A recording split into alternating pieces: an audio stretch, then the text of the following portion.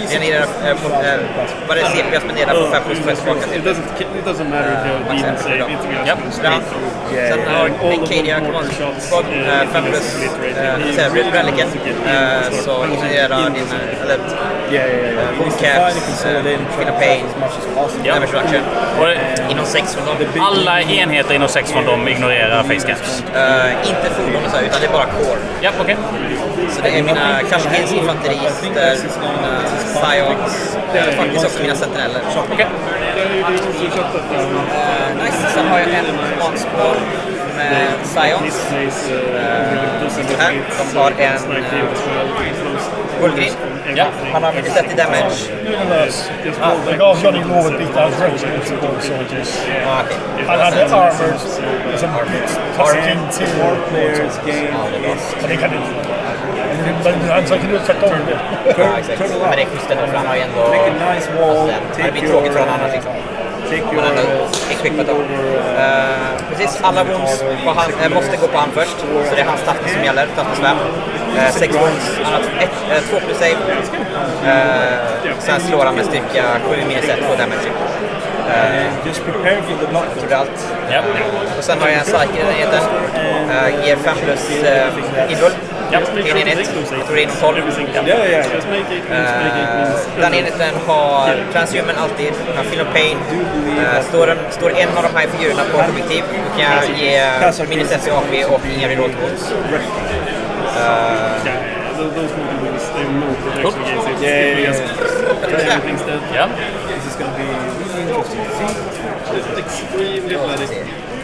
Massa plasmatanks ser ut som. Precis, sen har vi en tank commander, 2 plasmatanks, en 3 sentinel med plasma, 3 singlar av scouts, plasma, 2 Kashakins.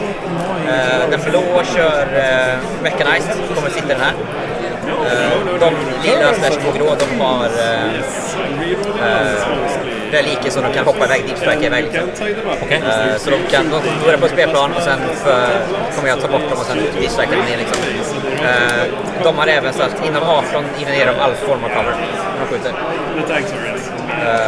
De här blåa som är här i, de får hoppa ur efter primären har åkt. Den får göra normal move och sen får de hoppa ut, skjuta och sen får jag betala 2 CP och kan hoppa tillbaka in igen.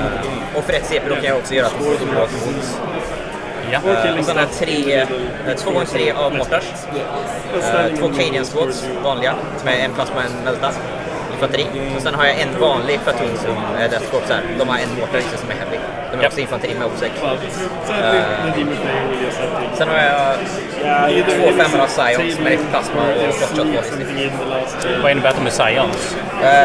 Det innebär att de har en eget detachment. De har inte born soldiers, utan de har sin egen som gör att de får sina 6. Och de har deep. De kan vara i reserv som deep strike och komma ner. De hör ihop med den Scion Command Squad. De kan också deep strike mig. Och sen har jag en liten 5 engineers här. Som det är bara bra. Vi får 40 poäng för att ta R&D. Ja, okej. För de får också börja i reserv. Ja, all right. Har du några sätt att antingen hindra deep strike eller skjuta när man kommer från deep strike? Jag tror inte jag har någonting som kan skjuta deep strike. Men alltid mitt infanteri kan få så att inom 12 tum får du inte deep strike. Hur får de det? Genom order. Okej, det är en order som du lägger. Du vet hur order fungerar? Nej. Okej, någon av mina commanders ger en order. Han kan göra inom 12. Ja. Och han kan genom 6. Ja. Och sen är vi command-squaden, de ger genom 24 från sin boxcaster. Orden studsar, eller så här, jag ger order till de här. Det betyder att inom 6 tum kan alla få den ordern. Så det sprider sig väldigt lätt. Och jag säger att de här ska få, du får inte komma inom 12 tum här, då kan alla få det liksom. Bara gratis. Liksom. Och den näjar all form av komma in även i warpulten. Så inom 12 tum så kommer in.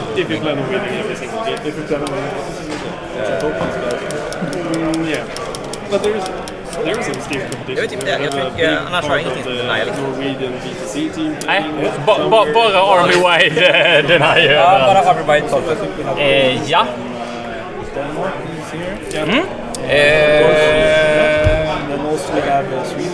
Jag har ju då... jag vet inte, jag har koll, jag såg listan. Det är inte jättemycket speciellt. Vi börjar från botten. Det är 3 enheter Fleshhounds. En stor och 2 små. De har ju 12... Nej, de har 12-tums move. De slår ganska hårt. 5+ Demons. Allting har... Mot skytte har allt 4+. Okej. Och allting... liksom de här vanliga grejerna har 5+ i den här strid. Alla crushers har 4+. 2 enheter Letters. Skulltaker. Bara en karaktär som slår hårt.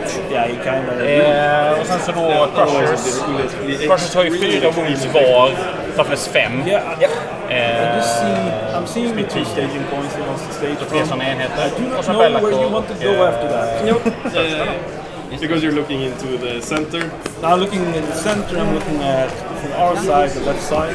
Yeah. And it just goes down. Yeah. But after that, it's kind of haymaking. Yeah, the problem is if he doesn't get the first turn, all of those scout sentinels moves up, he can, and the Imperator they can start getting some crossfire across the board. Yeah, it's gonna be some really good lines if you're actually brave enough to move out. Yeah, like the bottom right hand side corner, you can shoot like straight through the entire board.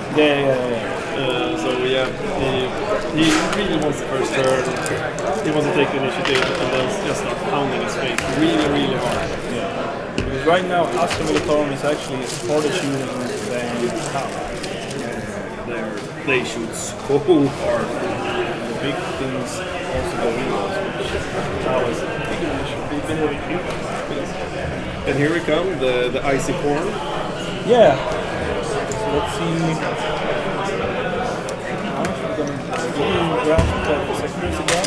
No, they haven't spoken about it yet. Oh, they haven't? No, I don't think so.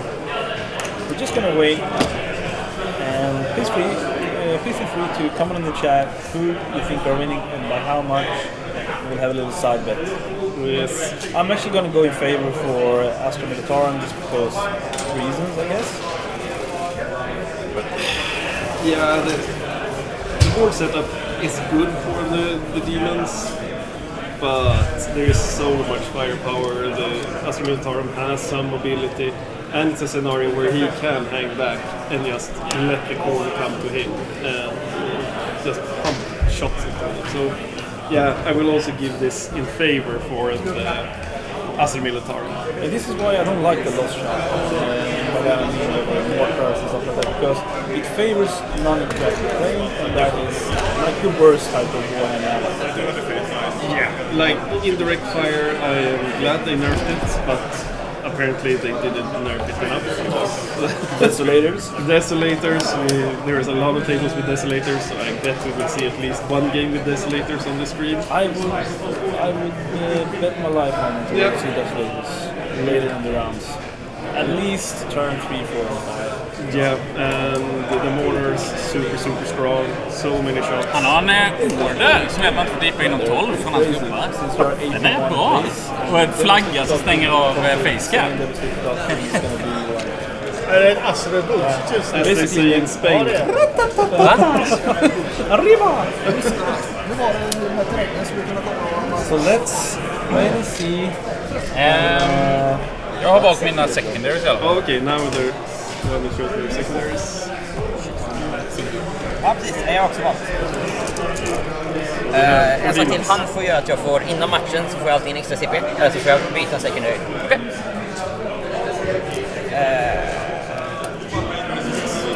Vad valde jag? Jag valde Boots on the Ground, Inflexible Command och R&D. Boots on the Ground, Inflexible Command och R&D för Imperial Guard. Boots on the Ground, jag ska ha infanterist på varje quarter. Ja. Och jag får en extra poäng om jag har banerkille som står inom 6 från mitten. All right. No, he needs to send everything to the front and then the signs will drop in. Att, ska göra commands. Nej, precis. De ska vara innanför command. Just det, så det är 24 tum ifrån min infanterister som har box, allt har box. Så jag är inom 24 från min box från commands box. Ja.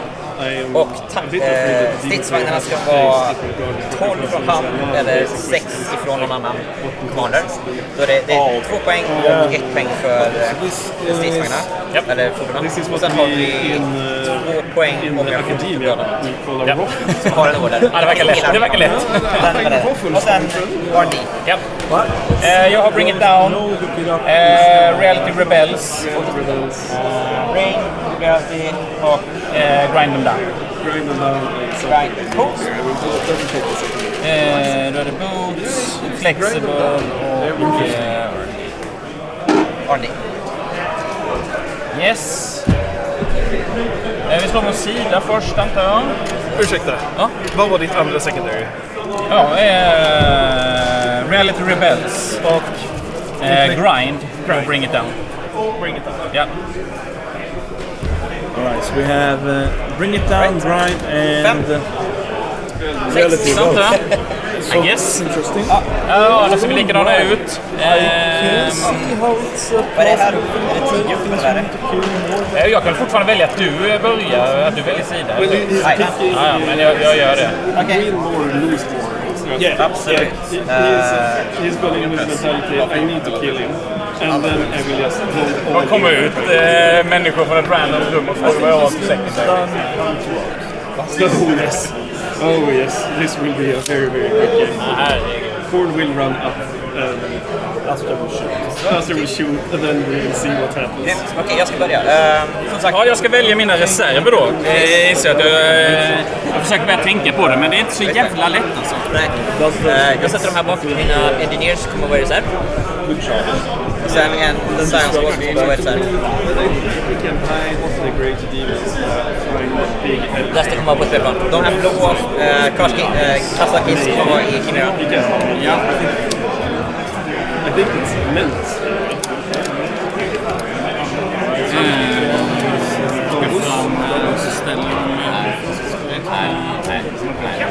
first.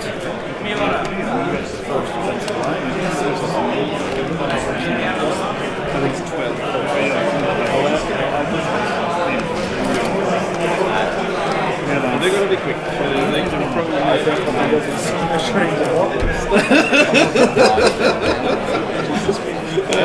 48 inches. Ridiculous. Charge för det. Hur långt går dina provar? 12. Och sen Crushers 10. Det kommer 22. How much shooting can he get before he actually have to worry about Korn? Det finns ett stratagem som jag får lägga på bloodletter-enheter, det vill säga bloodletters eller crushers. Som kostar 2, som jag kan använda i din fight phase. Som gör att de går 6 tum mot närmaste enhet de ser. Så jag kan göra det i din runda med crushers, det bara veta. Men de måste se någonting. Har du någon extra sån här chart, typ 3D6? Ja, alla enheter med flaggor, återigen det är alla letter-enheter, har 3D6 välja 2 bästa. From reserve charges. Yeah, every single unit of blood crusher gets in. 3D6 är de högsta liksom. If Men det är inget sådär extra. Nej. Get shot. Then it can be really bad for your because when you start taking hits, No one has ever missed a 9-inch shot. Well, it's gonna be 8, 7, or 6 depending on how much you got. So, what we can actually walk through is actually the demon's way of deep striking. So, what happens here is that you check the opponent's leadership, and then you get to deep strike. Får välja här. Vi ska börja de här, ska börja de där. Minimum Jag ska en sån här enhet i reserv. So you never can get, like, if you're facing Custodes, you can within that line. Very usual. Yeah, that's going to be a big deal. I don't know what the Scout Sentinels, do they have 8 leadership? You believe you only have 5.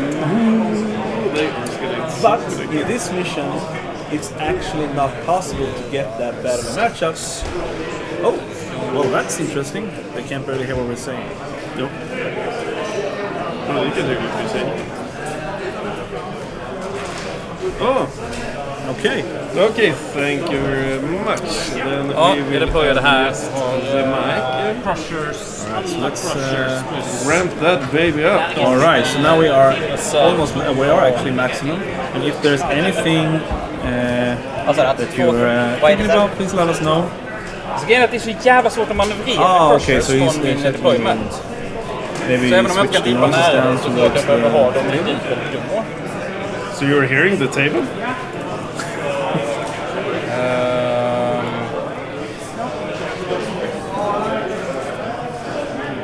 All right. So is it better now? All right. That's interesting. You shouldn't be able to hear the table. Well, that's very interesting.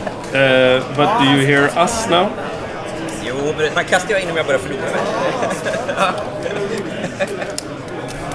That is interesting.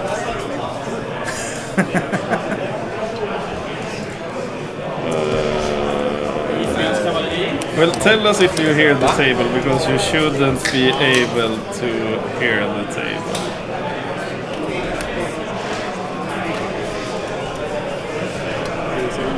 Så. Deployar en enhet crushers, deepar 2 och en enhet letters och jag deepar skulltaker. Taking up the noises from the. Kolla på din mobil. Sätt en 500 här. Well, we have 5 doggos siding in ruin. Jag sätter ut en till mortarteam här.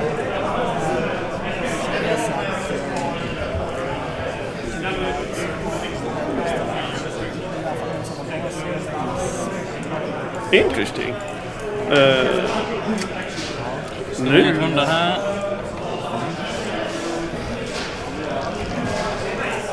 De är beast fast, de går igenom rymden. Jajamän. Hör man... Amen. What the heck? Hör du oss då? En 5 här bak. Ja. Spännande, för jag hade helt rätt ljudet.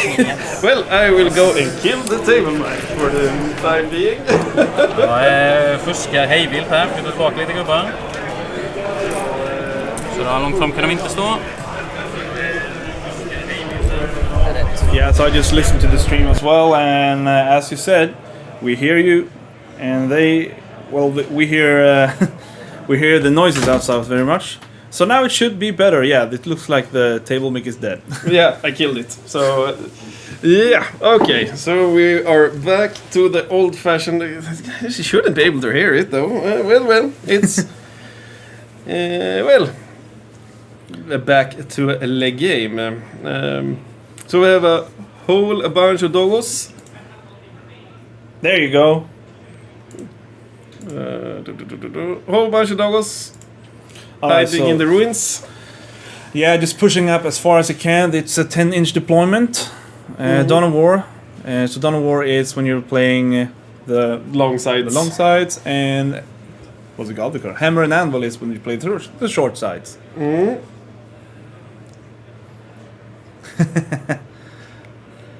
If you're hearing Mattias' röst, then it means that the mic is really, really good because he's such a low speaker. Well, the mic is kind of goodish for the price. All right. But why didn't that work? Well, I will have to try to fix that in the intermission, because this is going to be one quick and bloody game, and I don't really think we need to hear what they're saying. I think we only need to listen to our lovely voices. Yes, the beautiful voice. So what we're seeing here is that, since Guard has so many squads and so many models, I just think it's basically gonna like to screen them out, just go broad to give the Korn something to think about. Yeah, and just soak up the first charge when it arrives. Make sure they hit something soft like a Cadian squad. Yeah. Because nobody really cares if you charge a normal infantry squad for Imperial Guard. No, the only thing that you want to keep out of the distance is the Khazarkins. Khazarkins and mortar teams. Who are the Khazarkins, by the way? Do you know the lore? No, there's... I've heard the lore some, like, way back. As far as I know, they're just super duper elite of the elitist elite. But still trash humans. But still human. Yeah. No implements, no mutations like the what are they called? The big ogres. They don't have mutations. They're just beefcake. Oh, okay. They're just abhumans. So they're just, okay. Yeah, adhumans. That's it. So they're technically Imperium approved Xenos. I'm actually.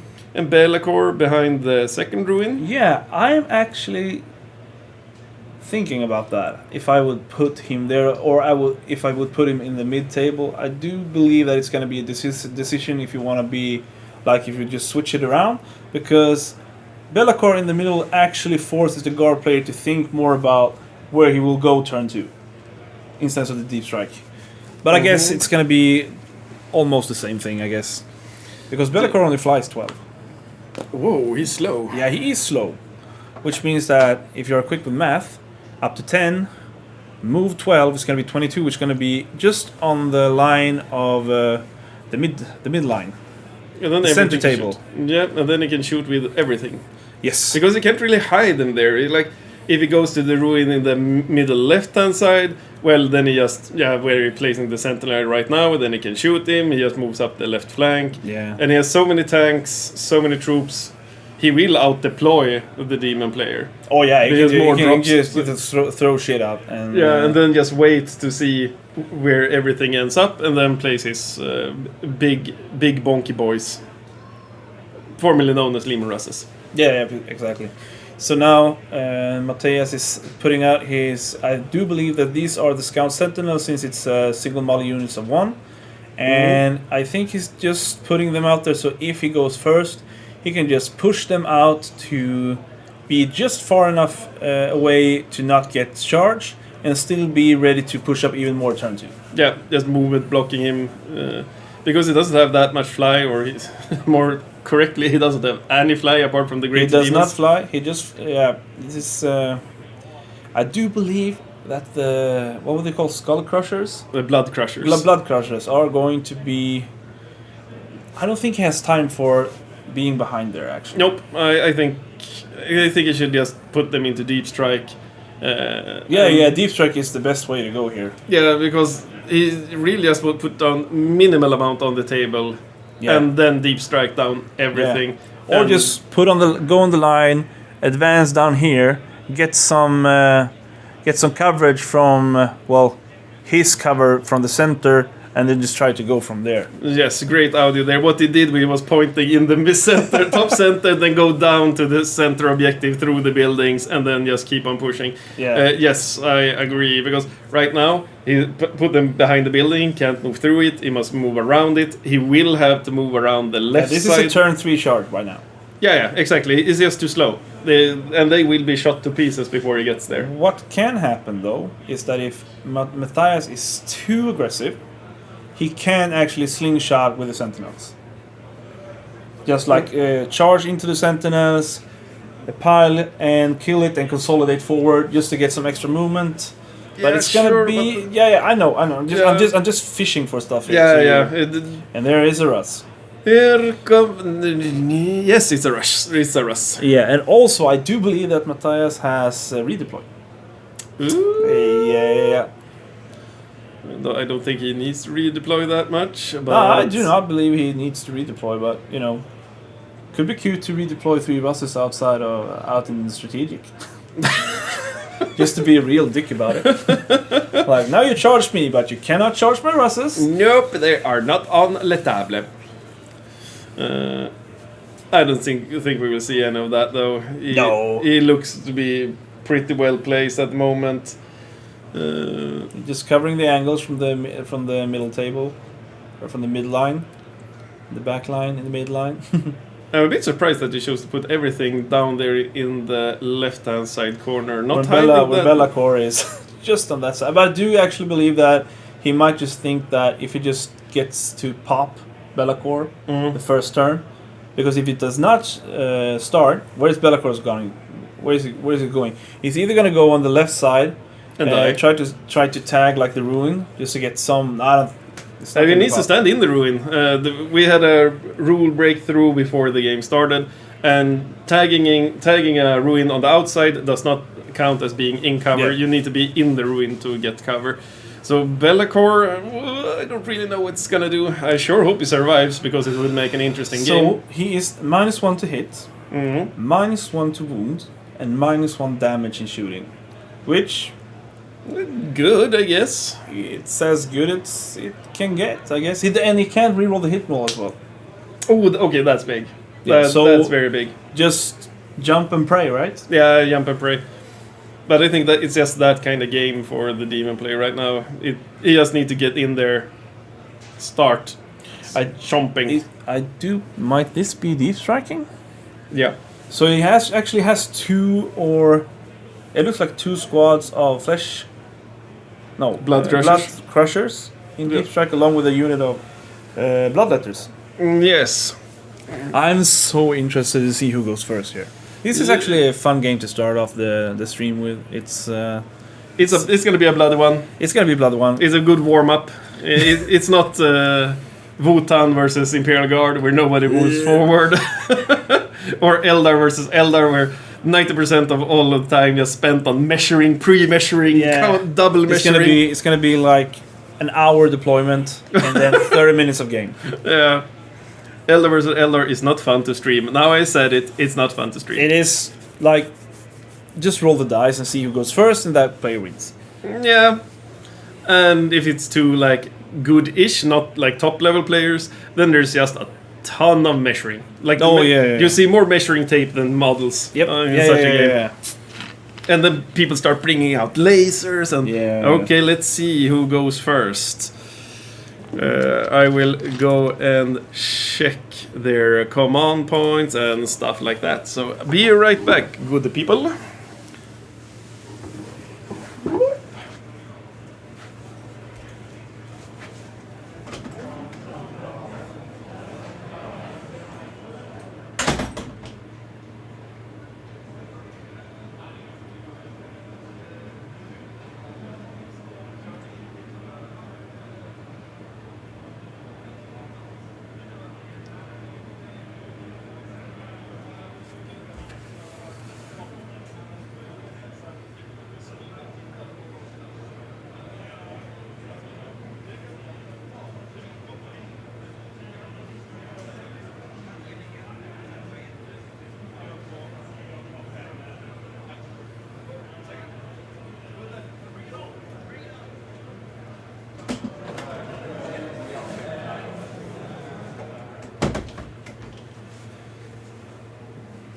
I will squeeze back into the streaming booth.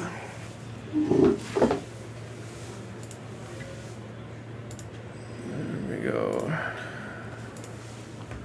So we start with 2 command points for the Imperial Guard pieces and a whopping 5 command points For Chaos Demons. for Chaos Demons. Let's put this overlay. So who got to start?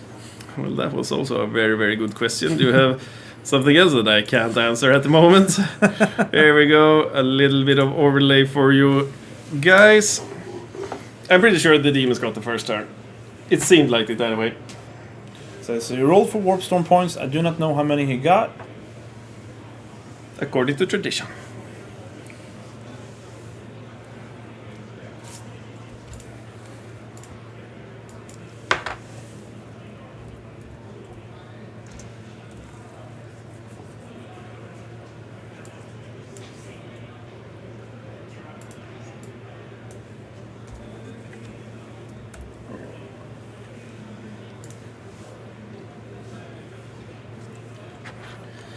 Here we go. The first little bit of advancing. And it looks like he is on the march with the Blood Crushers. Yes, he's not afraid of getting in front of that gun line. No, the Russes are basically just standing there and like, okay. Show yourself. He's having a little bit of a think. Probably a good thing to have at the moment. Like, how much pain do I want? how much do I want to please The Blood God, turn 1. But it doesn't have blood tide, so losing unit doesn't really matter. No. That's kind of weird. They really should have blood tide as well. Yeah, actually, yeah. We're having a big think even. Yeah. He sort of kind of needs to move them. Yeah, he's just pushing them forward a bit. Living on a prayer. Yeah.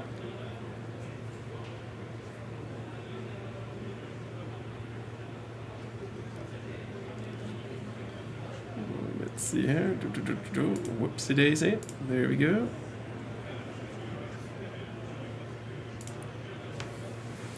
So he is, he is pushing because, like we said, he needs to. Yeah. And I do believe that he is planning on not getting shot by all 4 Russes, which is a good tactic. Yeah, he will probably not get shot by all 4. Like, No, I can like only that. see him like connecting 2 of them. Yeah, and right now actually the Scout Sentinels aren't actually in play. Nope. Because they only move like 10 or 14, I don't know what they move, but they're not moving 20 inches, which is my guess that it will take for them to move around. Yeah. At least one of them, at least. I think it's kind of safe there. And Mattias will have to commit a lot of the mortars into the dogs just to make sure that they're dead. Yeah. Otherwise, he will just have a big headache when they start charging and just taking objectives and being just a nuisance. Here we go, a few doggos taking up the safest position on the board, if we don't consider the mortars. Yeah, the thing about the mortars is that you can't hide from them. Nope. And since Demons does not get any sort of saves for being in cover, Nope. it's going to be a bloodbath. Yep. It will please their gods very much. Very, very much. Well, let's remove that overlay so we get a full picture of the people. There we go. So the Korn players got what he needed. He got first turn. Yeah. So he actually has one turn of moving up without thinking that he lost anything. Exactly. It's always good going the top of bottom of turn 1 when you're a Korn player is the best turn. Like you're getting position, you're ready to strike. Then top, well, sometimes turns it around. There is an interrupt. Yep.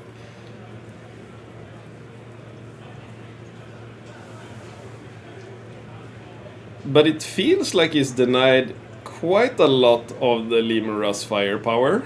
So, and I'm just gonna think that he's pro in playing, but what he's actually doing here, he's forcing Mattias to choose. Does he want to commit to the right side of his bottom middle ruin, The weaker side. Yeah, the weaker side, or does he actually want to put his units into the left side where his Be'lakor is on the wake? Mm-hmm. And I wonder if he's actually going to bring out Be'lakor. I guess he should. Yeah. Like, Wait. Is his Bloodthirster on the table? yes, his Bloodthirst is on the table. It's the big burly dude. Oh wow, okay, actually I do actually appreciate that because right now he really needs to focus on something. Yeah, but the thing is, since he only has the 8 wound special thingamajig, that kind of takes off a bit of a pressure because he only needs to do those 8 wounds. Then he can recommit to something else. Oh yeah, it doesn't forces him to actually commit to actually kill him because he can't do that. Yeah, so it sort of kind of works in his favor in a bad way. Yeah. But so far, kind of good placement for the Korn player. The Doggos in the center look safe. It's quite hard to see from the top-down camera.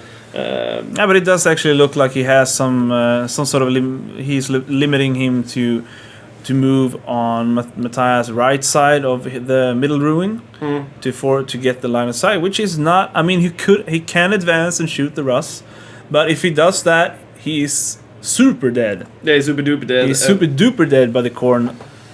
And the question is, can he kill Be'lakor and do 8 wounds to the Bloodthirster and kill the Blood Crushers? And here comes the I will not say bad thing, but swingy thing, because it's D6 plus 3 shots.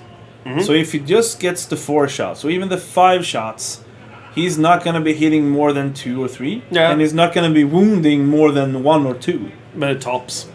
Which means that Be'lakor is almost, I would say, if he kills Be'lakor this turn, it's super, super good, but it's highly, highly unlikable.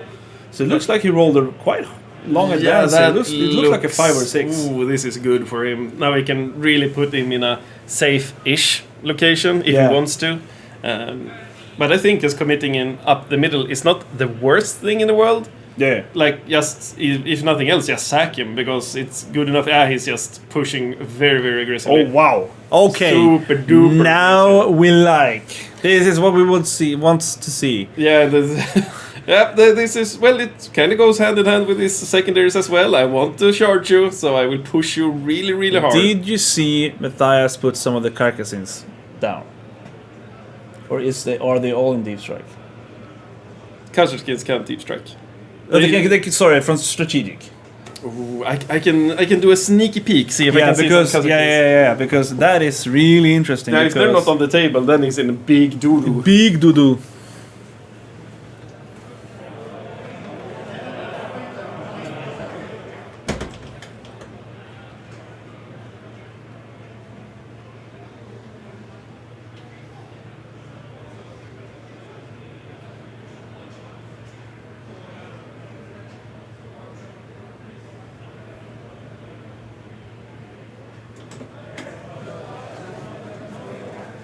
You probably saw him pointing on the screen. He has both units in play, which is lucky for him.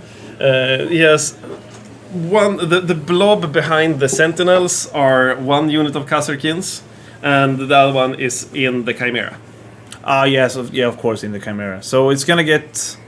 So Be'lakor is probably gonna take 6 wounds at least. At least 6 wounds. At least 6 wounds, which is the which is a cap on the mortal wounds output. Thank God. Oh yeah. Fair enough. So he's gonna take 6 wounds, but still he needs to pump a lot of fire into Be'lakor, and then his blood crushers will be more or less intact, unless he rolls really, really, really bad saves. Because it's still a 4-up. So, but I suspect all the dogs are dead. Like most of them, at least. That mortar fire will just obliterate the dogs. But the thing is, can the heavy weapons kill all the dangerous stuff on the table?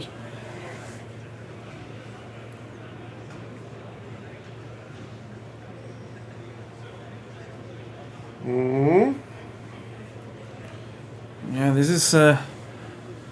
this is just a setup turn for Korn. He's not going to be able to do anything. He's just waiting for it, and I would imagine that he's reading through his rules about the warp storm points and how can I survive this. I sure hope he got enough to. The only thing I don't like is that Be'lakor is super close.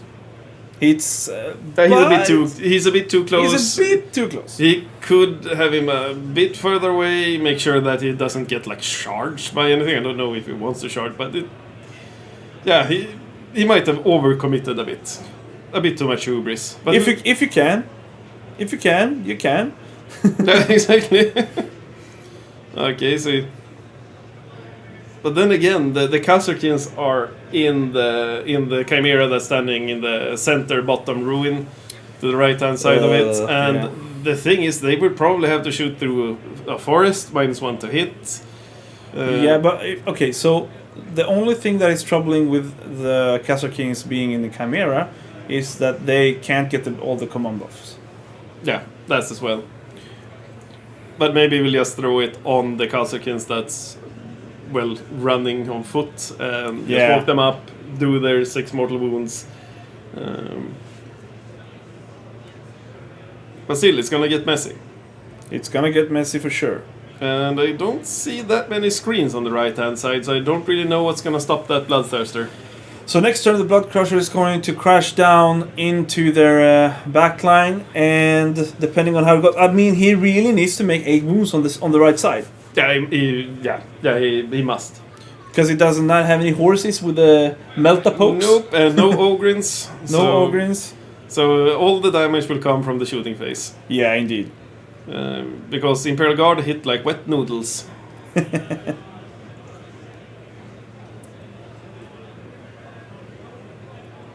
So we have some app fiddling. I guess they're adding their points. I will double check the points after the game. Not after the game. After the turn is done, so I don't disturb them. It looks like we have a 3 points on Reality Rebels, at least, because he is in his own table quarters and he has a unit within 6 inches of the middle, which also gives him the +2 points for the primary bonus. Yes. God damn it, English. Yeah. We should bring back the Swedish Empire. Everyone starts talking Swedish. Yeah. Excellent. Or the French. No,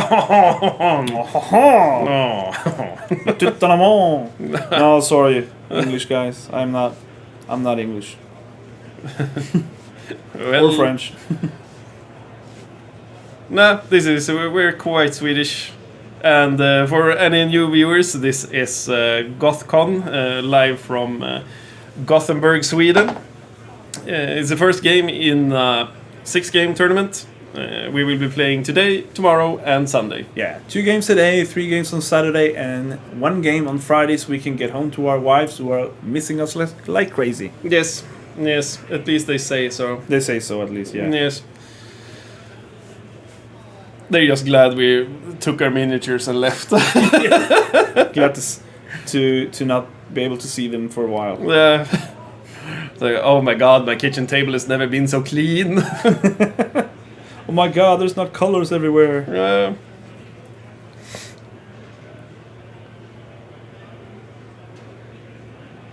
I was about to say, is the cam still on? But yeah, they're just... They just think they are, I don't know, hugging outside the camera. Something. Mattias is talking about... I do believe he is pointing out his orders, yeah. He's putting up his hexagons to show where his orders are going. And he's thinking about how he's gonna engage Be'lakor, it seems. Yep. But the problem is also, if he tries to screen him, he flies, so he kind of needs to tuck in next to his tanks. He can't really move forward. But then again, his secondaries, that doesn't really punish him from sitting back, just relaxing. 9 flexible command and R&D. He's going to score. He doesn't have anything on the top right side, right? Nope. No, so it's going to be... We will see science there turn 2.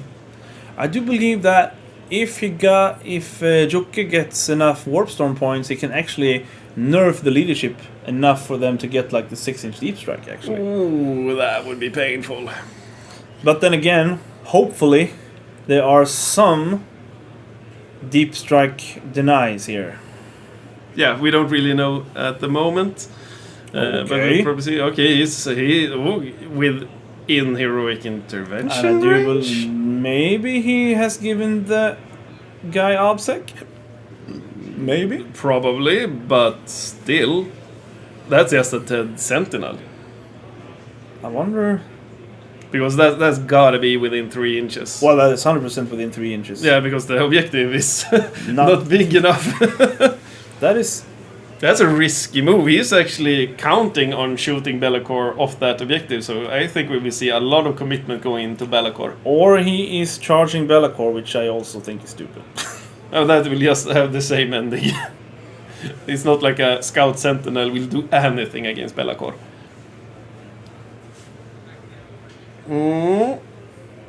So he's pushing up the middle, and I do believe that he might actually have given the OBSEC to his Sentinels, because like everything else, it just splashes out. Well, that makes sense. But he's not stealing. Okay, he's just positioning himself to be a nuisance. He doesn't want the Bloodthirster to get his full movement. Nah.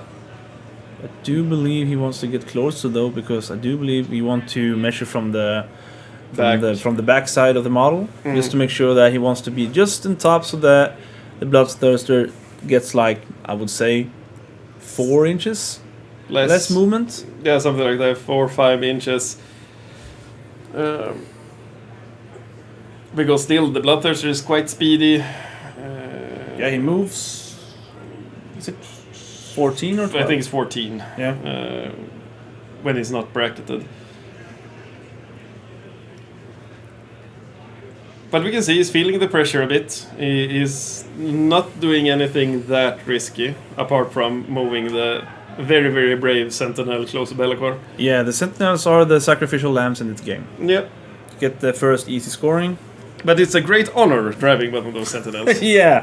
Yeah, an honor I will be more than happy to not have. And I would install an ejection seat the first thing I did. Oh yeah.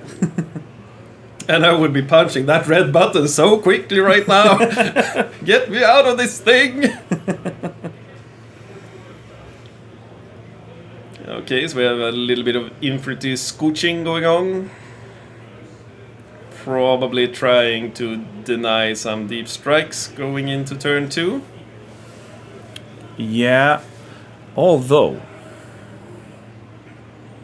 as it stands, the most right Sentinel actually gives Jocke the option to charge the Sentinel and then consolidate into the Cadian squads. Yes, normal Cadians.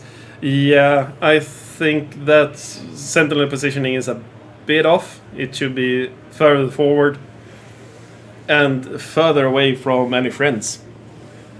Because you don't want to give Korn players anything for free. Oh no, because when they actually hit you, they hit pretty good. Yeah, they hit pretty good, and when your armor is like wet tissues, then yeah, they hit pretty good. And the bloodletters kills. Yeah, they kill. AP3 damage too. Yes. And with a CP, you can charge 3d6, picks the highest. Yes, you have the icon, which everybody takes because it's free. Yeah, I mean he has the icons on all of the bloodletters, so they will be getting in. So he really needs to screen off. He's moving up the command squad. Yeah, okay. So he's talking. Now we are playing for the inflexible command. Yep. Get the banner up the center next turn. Get some points. I do believe that Mattias is actually doing what I told him to do before the game started and before the rounds, of course. Before the pairing went up, just play points. Yep. Score as much points as you can. Don't just go for the killing. However, I am very, very scared about that Sentinel next to Be'lakor. Yep, and but he must just think that he can kill him. Like he must really focus him down and kill him now. Otherwise, he will be giving up the Sentinel for free. He has positioned the other Sentinel way too close to his friends, and he's not really blocking anything, to be honest. Yeah, so work with me here. So we have a Lemur Russ who shoots 3 plus d6, which is 3 plus, let's say, 4, count high, 7 shots, hitting on 4s, no rerolls. That's -1 to hit because of that. 4. So 3 hits, counting low, for diffing out the +1 for which you took. That's 3 hits, hitting on 4s, which is 1.5. And a 4-up save, that's 0.75 for each Russ, which is, let's say, 2 wounds. We round that to 2 wounds. Yes. Yeah. So basically, it's 0 or 3 wounds per Lemur Russ. Okay, so if he shoots always 3 Russes, it does an average of 9 wounds. 9 wounds, and then the bolters add another like 2 or 3 wounds. Kazakin 6. Well, he must commit everything. Then it's dead. Yeah, but then we have a. Then I will sing Roxette. Here we come, bring a little skull crusher. Where's the skull taker? I think he is in the reserves. Is it that small guy? I think it's the tiny guy underneath the blood letters. Okay, so here comes the thing that Be'lakor want to consolidate into when he has. This is so risky. He's just. I love this so much. Oh, this is so risky play. He could have just stood back, like took a deep breath, shoot the stuff on the table, off the table. At least charge with what I would do here if I would play this, I would put the Sentinel next to Be'lakor to get the obsec, and then I would sacrifice my engineer squad. To force Be'lakor to fight that and not being able to pile in towards the Sentinel. Exactly. And by that, get the extra... then you get the Sentinel alive and the engineer squads die. But Be'lakor does not want to consolidate back into the Sentinel because then he cannot move forward. No. So it basically trades 40 points for getting the objective and keeping the Sentinel alive, which should be the best play. Yeah, it should be. And the Blood Crushers don't really want to commit into the Sentinel because they have more important targets like the 2 Russes. It's so easy to play 40k while being behind the camera. Yeah, it's so easy. It's so easy. I should play from behind here. Yeah. It would make all your decisions so much better. Yeah. Yeah, so I don't really like this. I don't like it. So the Russes are... Going into the... Okay, so he's thinking the Khazarkins got this. Okay, so it's full rerolls to hit, full rerolls to wound, it's AP whatever, and damage 1. And I think he's going to commit the Russes into the Blood Crushers, or he is looking for the angle of Be'lakor's wing.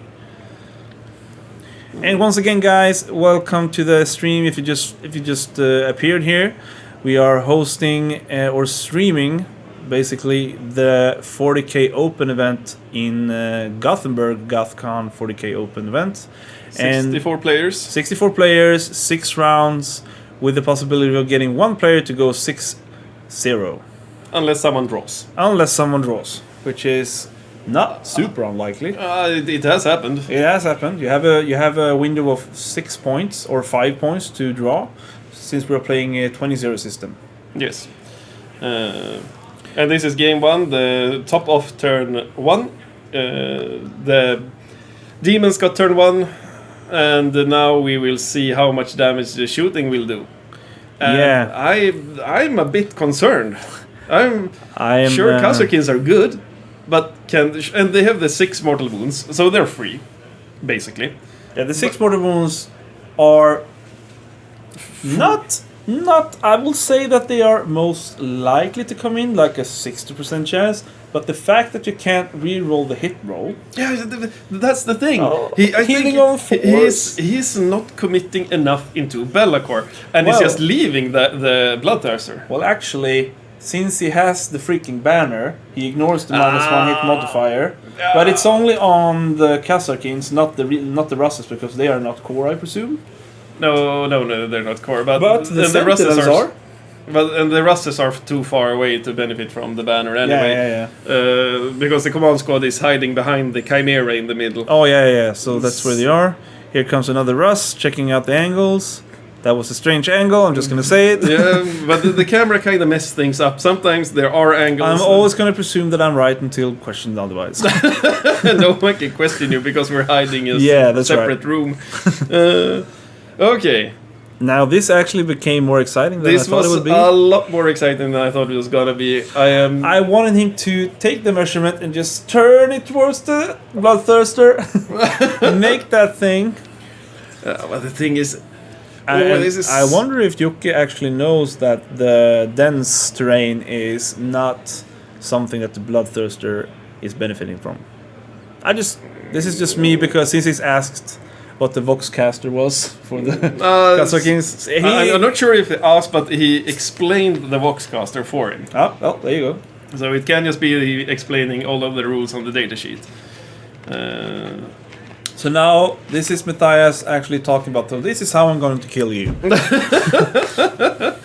And it's very, very important. If he whiffs just a little bit, this is very much a game. I do believe that the game... So the Bloodthirsters only target this turn. Next turn is going to be the Sentinel, which is good for Mattias. Another turn, but if it doesn't do the 8 wounds, then it's gonna get bloody the turn after that. Yeah, because then he is more or less guaranteed to have the Bloodthirster entire game, and he can kill 2 units if he contacts 2 units. And after you kill the Sentinels, what you're gonna do about your command squad? Hide it in the Chimera for the rest of the game? Yeah, and also what I'm thinking about is that Mattias doesn't actually want to put his science too far up the right side, because isn't like the inflexible command like 24 inches or something like that? If you have Ox. If you have Ox, yeah. Yeah. Otherwise it's just 12, I think. So yeah, he doesn't want to spread out too much. I think this is... It also depends on how many of the dogs die from the mortars. Because we want to see some of the dogs survive.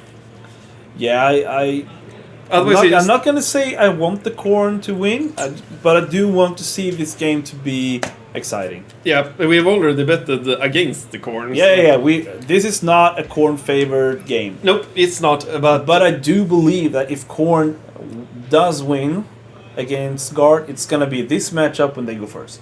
Yeah. Otherwise, I do not think it's possible at all. No. Like, at all. And it's on this table, because we have two different tables. We have one that's dense, and this is the dense table, and then we have one that's a little bit less dense. Yeah, but it's still not as bad as you might think. Nope. But it's not the same size on the Ruin. Nope. So it's a bit more open, so to speak. Yeah.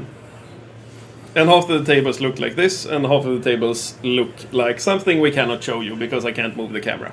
Yeah, that's not gonna happen, folks. You're gonna stay with us on this table, like us prisoners here. Yes, for 6 hours a day, So, 7 days a week. It looks like we are rolling some dice here, and it looks like it's gonna be a gazillion hits.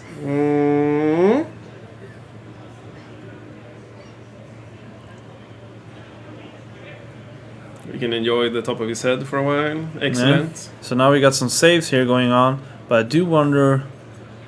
Yeah, we have to fix the sound for next game. That's Yeah, for sure. we will... I will try to figure out... That should have done the trick, but apparently it didn't. So we got some saves going on here, and now we see that it's going to be on... Is it Be'lakor? Sure hope it is Be'lakor, as we have problems. Should be Be'lakor. Yeah, it's Be'lakor. Be'lakor has taken some wounds here. Highly professional here. Yep. It's gonna continue going to Be'lakor. Looks like the Sentinel is going into Be'lakor, but well, what I've I said... guess everything will go into Be'lakor. Yeah. Who cares about the demon on the right side, right? Or all the doggos. But we have mortars for that. Yeah. So right now, yeah, it looks like... More Daka. Looks like it's the armored sentinels that going into this. Yes. They had plasma cannons, so... Once again, it's... as long as they benefit from they ignore the -1 to hit and stuff like that. And also they ignore the -1 to wound. Ooh, that's very good. Yeah. So let's see here. Well. Maybe saving the front Lehman Russ just in case he doesn't finish off Be'lakor with all of his Sentinels and Khazarkins. Yeah, I do believe that the bottom Russ at his home objective is going to be the last thing he shoots, because that is almost the one thing that can shoot the Bloodthirster. Okay, looks like he either saved them all. Okay, yeah, he saved them all. That's a good start. This would be so exciting if Be'lakor survives. If he survives, it's going to be... Super exciting. It's going to be a bloodbath. It is going to be a bloodbath.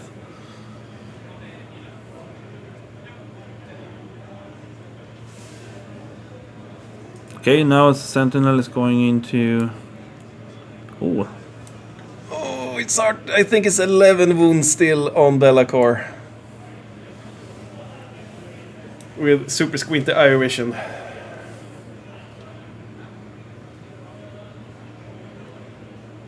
looks like a save here, or maybe it's just one. No, he saved it. Yeah. Oh, nope. Is it 10 wounds left? Looks like a 6 and a 4. Yes, 6 and a 4. 10 wounds. So. Alright, here comes the first big Russ. And is he going into Be'lakor? I do believe he's going into Be'lakor. I do not think... I expected him to use the hotshot blast stratagem just to whittle down the wounds and then commit more into the blood crushers. Because if it's only 10 wounds, like removing 6 of them from mortals, just a few failed saves, and voila, you have killed the greater demon. Yeah, saved again. Looks like that was the big thing.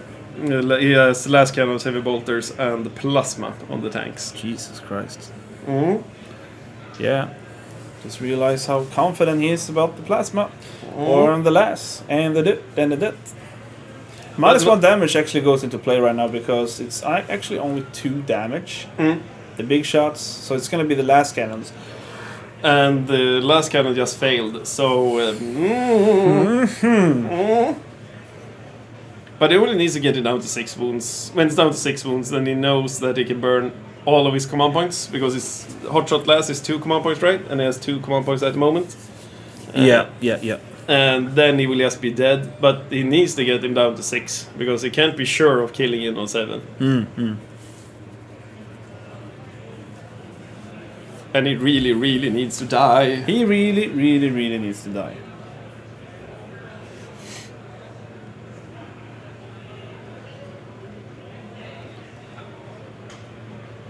So we have a few armor saves. I will have to adjust the gaming mat after this game so that we're not missing... I don't think we're missing that much, like an inch or so on the lower side.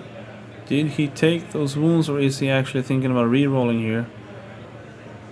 I think he is thinking about how much more damage is going into Be'lakor. He's doing the hands of hesitation. Yeah, like, okay, I'm gonna... No, okay. Yes, he takes the wounds. Okay, 6 wounds left on Be'lakor, and now I believe it's time for the Kazakhins to go off and then start shooting the rest of the army. Yeah, it looks like he's like, yeah, I'm gonna do this and I'm gonna do that, and everything that guards want to do. Yeah. F the guards, my friend. F in chat for guard. F in chat for guard. Alright.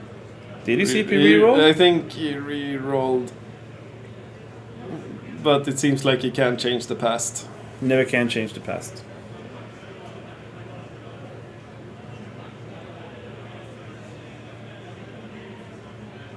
Be'lakor is mortally wounded, but not dead. Yeah, he's on 6 wounds, which is... went faster than I thought. Here he's trying to measure with the... Is it the command squad that's firing? I think so. Then you know you're getting desperate. He does not give up. I'm gonna shoot you with my last pistol and kill you. Yeah, I have 1 multi-melta pistol. For the Emperor. For the Empire. Yeah.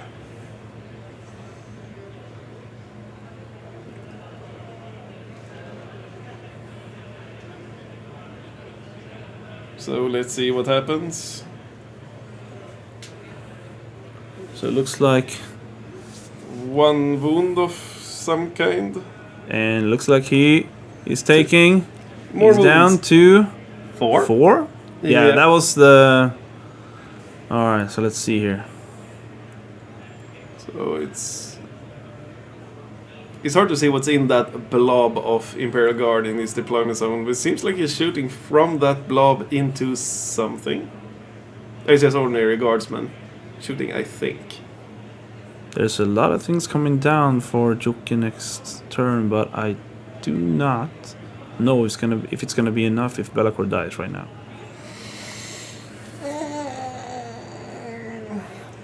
Well, I think the win is out. Yeah, I do believe that the win is not gonna be as hard of a presence as it could have been. He's now down to 3. Yeah, it's gonna be an uphill battle, but they had an uphill battle when they started the turn, or when they started the game. I think a lot of it depends. If Be'lakor goes down, a lot depends on how many doggos can survive. Yeah. Can he get rid of the Sentinel in an easy way from the middle objectives? Because if they just stand there, then they're going to be a pain, pushing back his deep strikes, forcing him to like punch them off the objectives, stealing the few precious resources he still has on the table. Because the Blood Crushers, they need to get like into the deployment zone right now. Yeah, they really need to be there making a lot of nuisance, making him forcing Mattias to target things that he doesn't want to target, and then the Blood Crusher just needs to come in and kill everything he touches. Yep, they usually do. They usually do. Just stating the facts here, man. Yeah, they usually kill everything they touch. But again, he has opened up his own deployment zone. There's a lot of science that can come down, and he hasn't screened off. A lot of shooting coming down. Yeah, and he hasn't screened off the top left-hand side corner. There can come science there in the other side. So you can just R&D in one corner, shoot off the dogs in the top left-hand side corner, Right then on. R&D there. And then all of a sudden he needs to turn around with some of his units, and then they're just out of the game. They will not do anything for the rest of the game. Jesus. I'm trying to connect my Twitch to this. Okay. I was like, what the heck is that? What are your phone doing? Okay.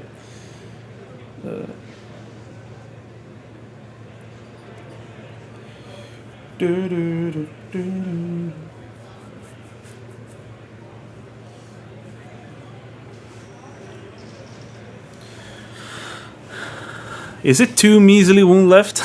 I think it's just 2 wounds left. So it doesn't even need to... Or is that even a 1? No, it looks like a It's a 2. 2. It's a 2. It looks like a 2. Yes, it is a 2. Definitely not a 3. Nope. So it's a 2. Yeah. But we're having a lull in the action here.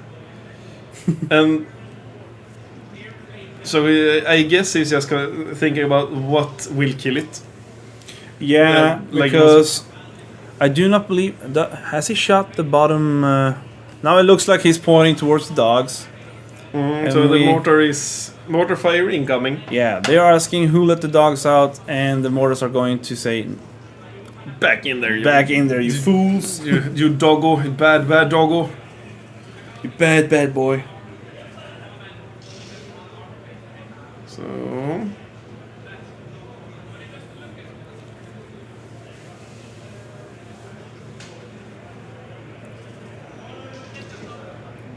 Feels like both players are putting on their big thinking caps. Yeah. A lot of thinking, not a lot of dice because rolling. this is actually what most armies are. Okay, so it's a lot of saves coming this way, and it looks like we are taking some... this looks like mortar saves to me. Yep. And, okay. Oh, okay, he's removing the threats from behind. I like that a lot. I like that tactic. He is... He's creating a bigger pocket for himself to put down his deep strikers. Yeah. And also he's forcing... So he made one mistake here, actually, Jocke. He should have made the one hound that was like in the forest back just to touch the objective. The more that touch the objective is better. Yeah, because now it's off the objective, and he could have been on it, and he wouldn't have sacrificed anything. Yeah. He would have gotten the distance up the board, and he just lost. Yeah, well, he hasn't played that much in 9th edition. No, I believe he's just come back from a long break. At least from the current tournament scene, because I usually play in almost, or I'm attending almost every tournament, and I haven't seen his name coming up for a long time. Yeah. Yeah, it's been a long time since I've seen his frosty demons. Frosty the snowman. He likes to drink your blood. Oh, well. Well, it's a dark tournament. It's chaos. Yep. Chaos. Oh my god, music. Frosty the Snowman themed scene charmy. Oh, well. That would be really, really fun. And really, really scary as well. Frosty the Snowman. That sounds like Nurgle. Frosty the Bloatman. Yep. What? Okay.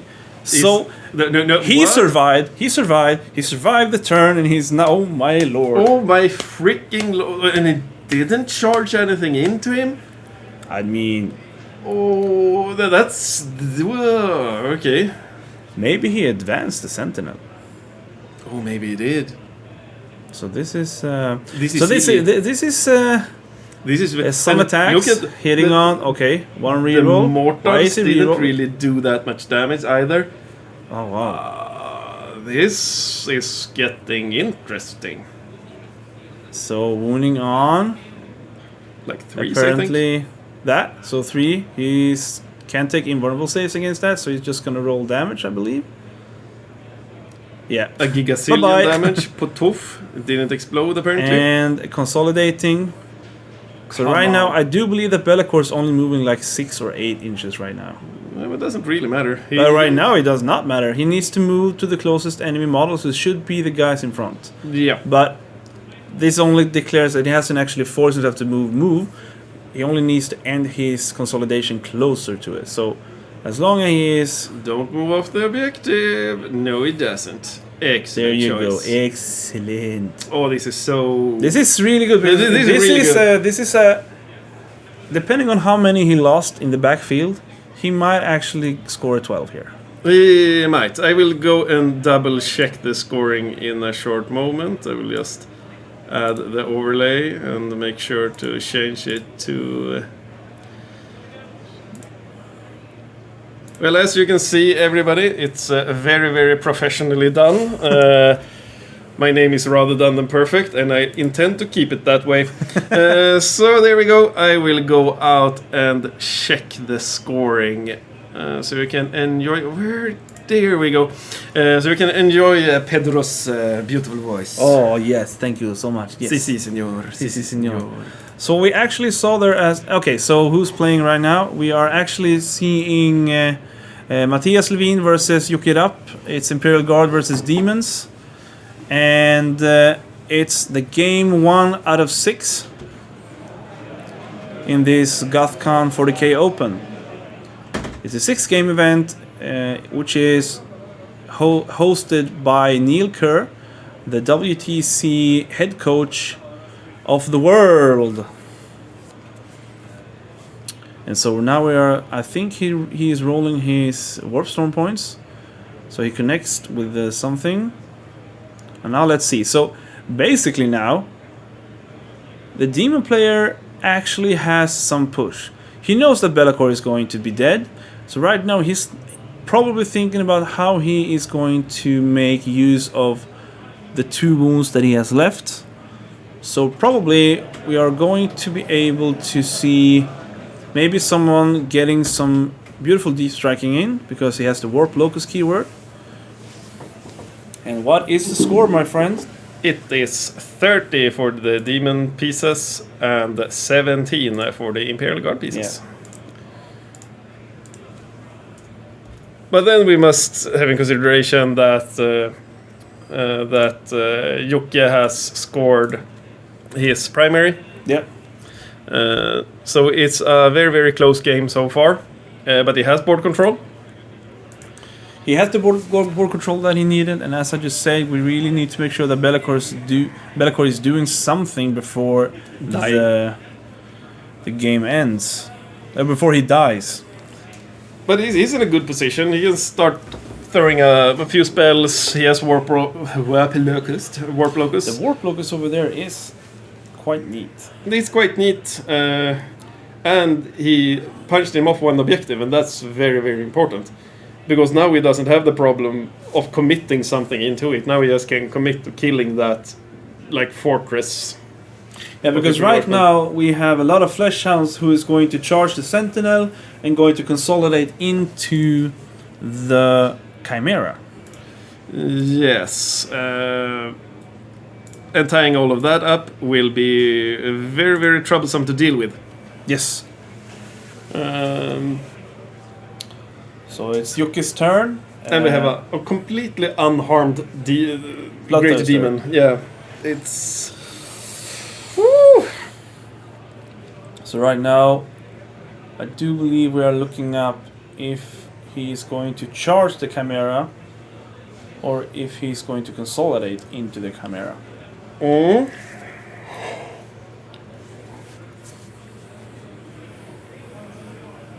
But there is still a problem that he can't get to those mortars. Those mortars are so tucked in, super duper safe.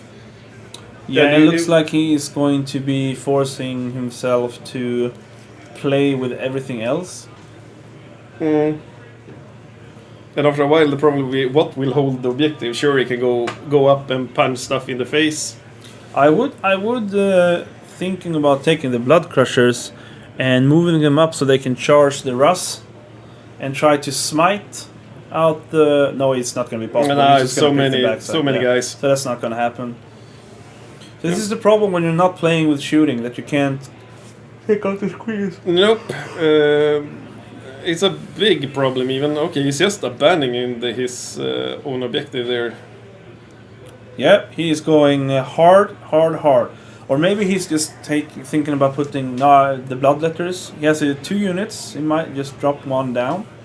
Then just screen it out. There's a thin line removing any potential deep striking next turn. Indeed. But it will come. He can't really stop it.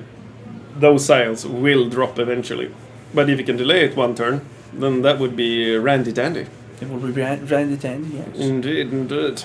But it does not put his science up on the top right side, which is the biggest place that he has possibility to deep strike down, because then he won't score inflexible command. He won't score inflexible command, and what will they do then? Like, there's nothing there. He can just hide them on the other side of the top center ruin, like hide a few dogs in there, then all of a sudden, okay, he can't shoot them with these scions. And the Bloodthirster, he's not turning around. Yeah, he's not turning around for anything right now. Yeah, he's just gonna die for the objectives. Maybe he's just sacrificing his own home objective, diving onto his opponent's objective. And I do believe this is just an overwhelming thing. Now, here we go. Yeah, here we go. The pain train has come. I do believe that the Blood Curses, when they actually connect, they are super strong. Yeah, the problem is they're gonna connect with just guardsmen. Yeah, but who doesn't love guardsmen? I don't. I like the screaming of guardsmen in the morning. Okay. It's a unit of 5. And there is 9 more probably coming down. Maybe... I would just throw everything. I would throw everything, because now he has an opening. So the shooting whiffed super duper hard, so now we just throw everything in, take control of the opponent's side of the board. What's good is that he can actually throw the Blood Crushers in front of Be'lakor so that they can actually soak up the Overwatch. So Be'lakor will actually do something before he dies, because he is going to die next turn. Yeah, he's gonna die. So since Be'lakor took 6 mortals, does it mean that he started by shooting the Kazakins? Probably. Interesting. Still surprising. It was, but as you said, it's not a guarantee that he dies. He's not guaranteed to die at all. No. And he didn't. He did not.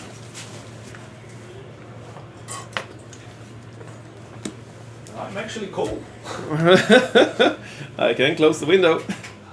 There you go. Okay, just remove the fan. Need my pressure ball here. Yeah, the stress ball. The stress ball. Yeah, this is actually interesting. Okay, so I'm happy that we actually got this, because this is actually going to be interesting now to see if Mattias is going to... Oh, this is not good. Yeah, this is... His command squad is dead. It's so dead. Dead command squad. And that means, well, okay. So we got... do you know if he has the Ogrin? No, he does not nothing. He has nothing immediately, so he's just gonna take the dogs. He's considering giving up that objective to get the doggos into...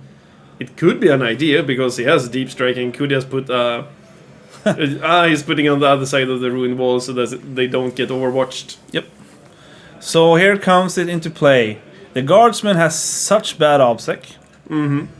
And now I do believe... Oh, it's wait. a 5-man doggo unit. I didn't even see them, so they came from nowhere. Oh, okay, yeah. I saw him move them up. Oh, okay, the turn. I thought that was a deep strike. No.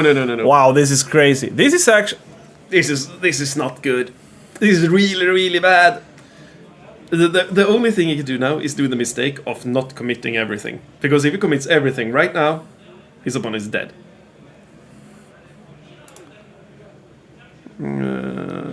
Yeah, this is our... Are we... do they hear us? No, I checked the BCP app. Yeah. So I do believe that...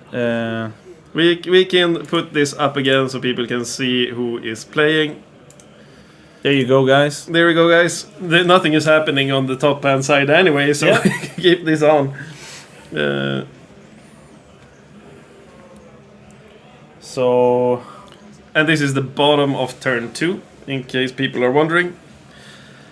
And he's still holding the center. He's not gonna move from that center. Oh well, he will move from the center because I do believe he's going to... Oh, he's aiming to charge the Russ. No. That's a tricksy charge. Yeah, that would be an overcommitment. He doesn't need to charge the Russ. He does not need to charge the Russ because he can charge the Sentinel and probably... Or maybe he can charge both the guardsmen and the Sentinels and then just be close to the guards to be able to consolidate into the tank. It all depends on how long that charge is. It can still be like a 7 or an 8-inch charge. Yeah. Distances sometimes look quite shorter from the cam. Yes. Yes, indeed. Yes. But he should just charge the Sentinel, take the extra movement he gets from the charge, consolidate. I mean, it's basically... If the command squad's dead, then he probably cannot even... Where's Mr. Solar? Oh, I must double check. I do believe I think he it's is... in the ruin. Yeah. Okay, then he can fall back and probably shoot, get back into the fight, or fix bayonets, or whatever it's called. Get back into the fight, I think. Yeah. Oh, Bellacore. Okay. Okay, he's moving him a bit. It wasn't a charge, right? No, that was a... This is just a move. This is just move. Yeah, so he's like trying to mate with the guardsman.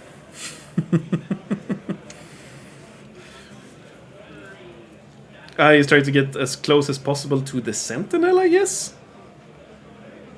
But that... Yeah. But he has a sort of kind of cursor that looks way too close. Where's... Well, I think they're discussing distances at the moment. Oh, I think he's... Yeah, there you go. Yeah, because that was like... Or maybe he's just actually looking at what he needs to charge for him to connect with the Sentinel. Ah, right. If he can even squeeze through to connect with the Sentinels. Yeah. It looked like he could. Yes, yeah, it looks like it. So he's gonna throw a bunch of spells on the poor guardsmen standing around him, charge the Sentinels, pray to the Dark Lords that he doesn't die from Overwatch. Yeah, I actually thought that the Blood Crushers were going to act like a cushion for him to get in there. Yeah, he's just living on a prayer, as we said before. Whoa, living on a prayer. Okay, we're done. Charge Bellacore into Sentinels. Whoa! I don't know. No. Hope he doesn't die in Overwatch. So there we.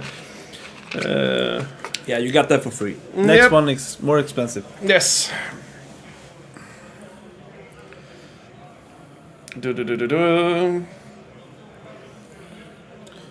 We're Spiffy measuring tools to double check distances. now let's see here. We got the Warp Locus. And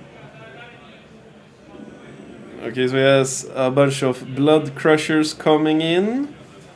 So I guess he wants to kill I do not believe he can. Yeah, he needs to be with. Is it 7 or 6 here? I do believe that the Sentinels only have 7 in leadership.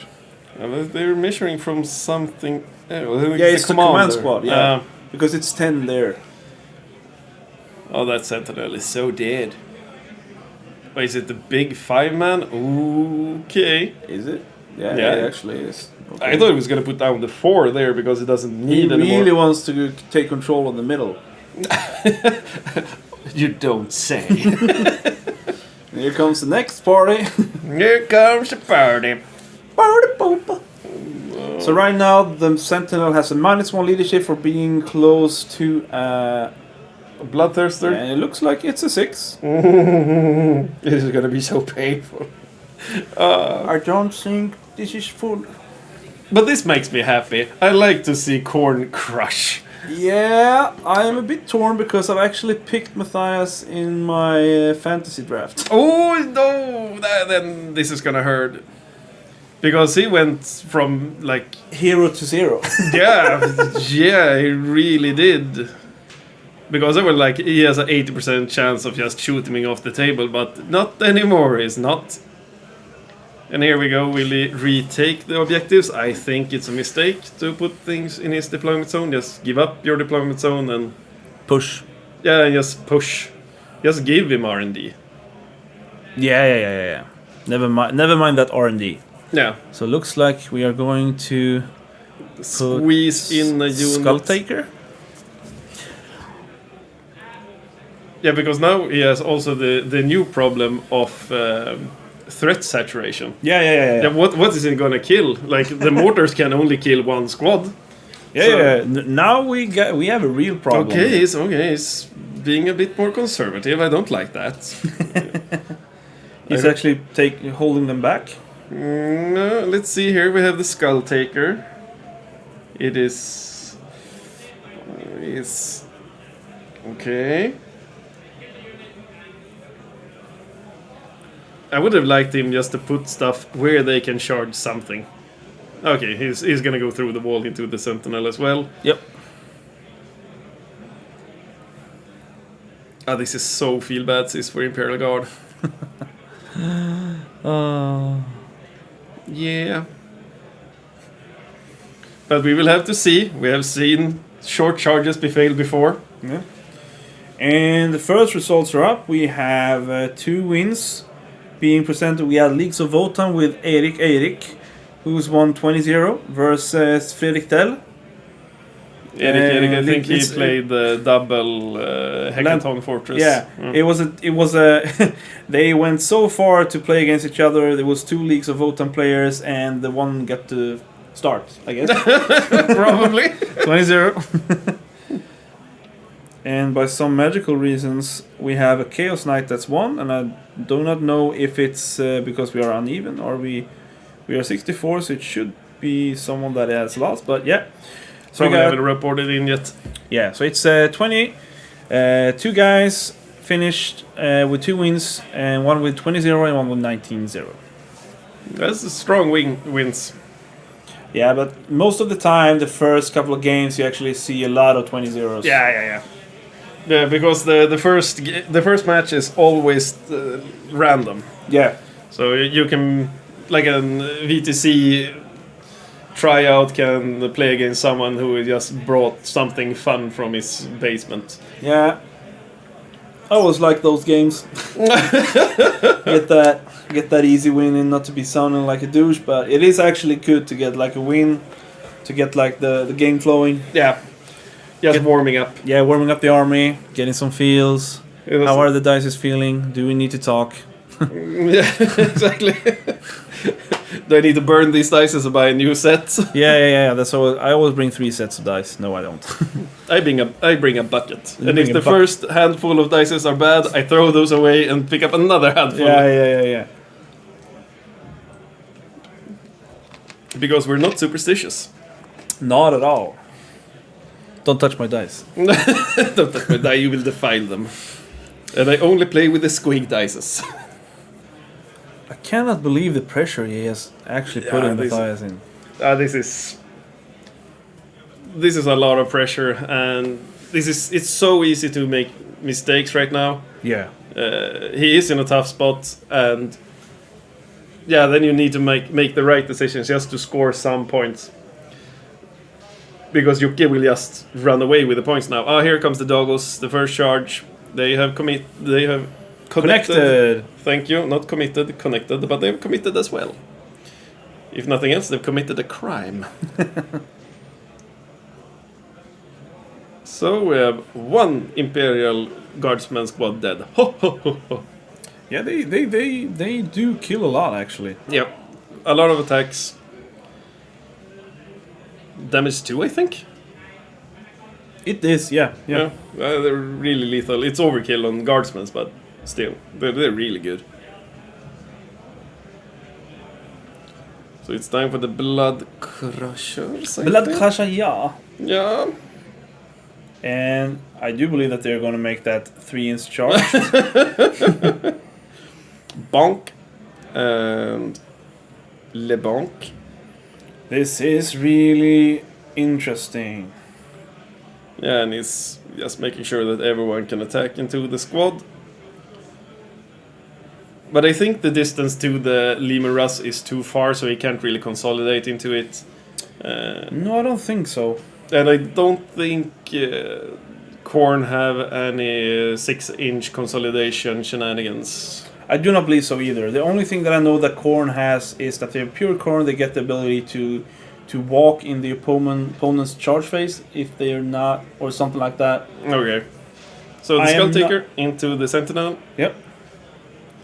And Blood Crushers, that's a big roll, so we have Blood Crushers. Yeah, this is not good at all, actually. He's lost the mid-board. Sure, his Science can come down and retake some of it. It's still a game. For sure it's a game, yeah, for sure. But it's not looking as good as it did turn 1. For sure. Indeed, it did not. No. It is really something that the guardsmen do not like, and it's multiple close combats on different fronts. No. They did not like that. They do not like the multiple closer combat. I think he's just gonna plant his Blood Crushers on the right-hand side objective the rest of the game. Might? Because he can't really shoot them off with mortars. Oh, this does not... No. I do not think we're gonna survive this, folks. Well, I think we'll have a lot of new martyrs. Blood for the emperor or something. I don't know. For them, Bram. For them, Bram. For them, Bram. Indeed. Imagine all officers being British officers. Of course, all the time. The colonial officers with twirling mustaches, like, I'm for them, Bram. Sending the next wave. Yes, yes. Knock, knock. Knock, who's there? We will ask the questions. Okay, no, it's the Spanish Inquisition. Oh, no. Or the Germans, depending how you want to see it. Or the Stasi. Or the Stasi. Yes, it's terrible no matter what. Okay. And we have Doggos going into the poor command squad. Let's see Mr. Big Babasuka, also known as Bloodthirster. I cannot understand why he went up so far with those poor command squads. And he should just spend his time waiting him out, just shot one thing at a time. And send out the flesh wall first. Send out your exposable guardsman. Yeah. Create that 4-inch bubble between him and you, and then let him charge, counter shoot. Yep. Aim for turn 3-4 victory. Yeah. Because when Korn touches you, it hurts. It hurts. It hurts so bad. Yeah, it's like getting stuck in a German dungeon. It's like it just hurts. Oh, yeah, it's like Eurotree. Bring up the Kafagelkugel! Kafagelkugel! Oh, did you just say Kafagelkugel? Yes. Yes. Okay, so he's learned. He's touching the objective with one of the Blood Crushers. There you go. Okay, so okay. Yeah, me too. Okay. We're gonna see so much plastic get removed on the table. Yeah, hopefully not too much resin, by the way. God, please, no resin.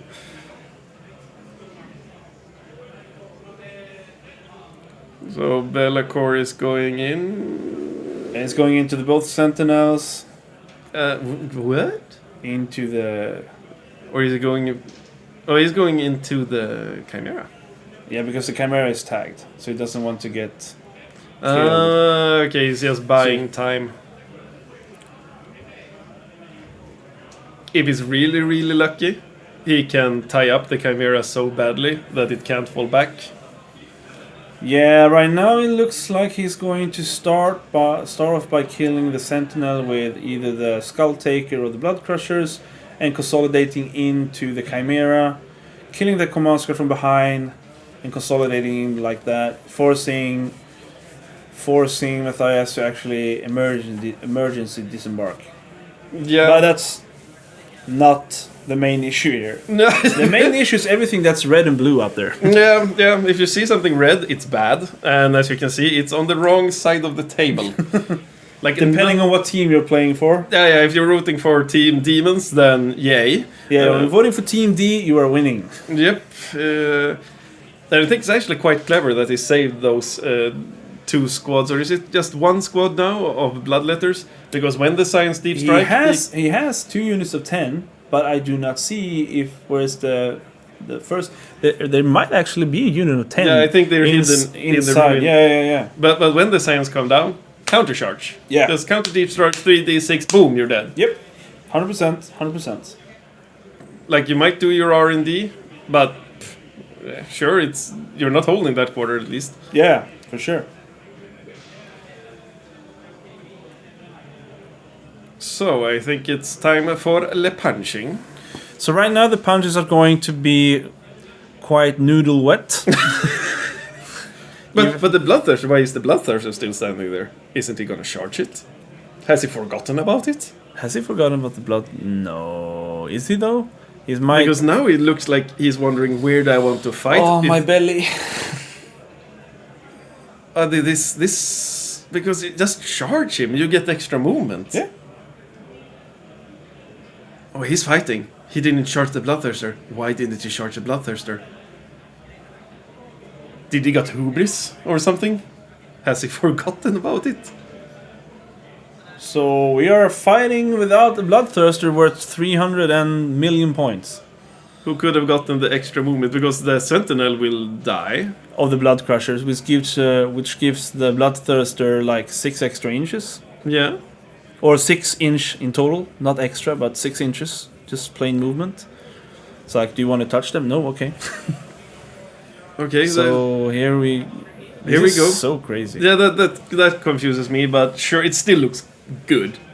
Like, it still looks fine, but it could have been even better, even worse, depending if you look at it from the. That is That is what we in Sweden call vaska. Vaska Bloodthirsters. Yeah. I'm just gonna put him there. You can shoot him. I don't care. He should just have charged the Bloodthirster. Yeah, this is why we put model with 8 wound cap on. Yes, so it can take silly mistake.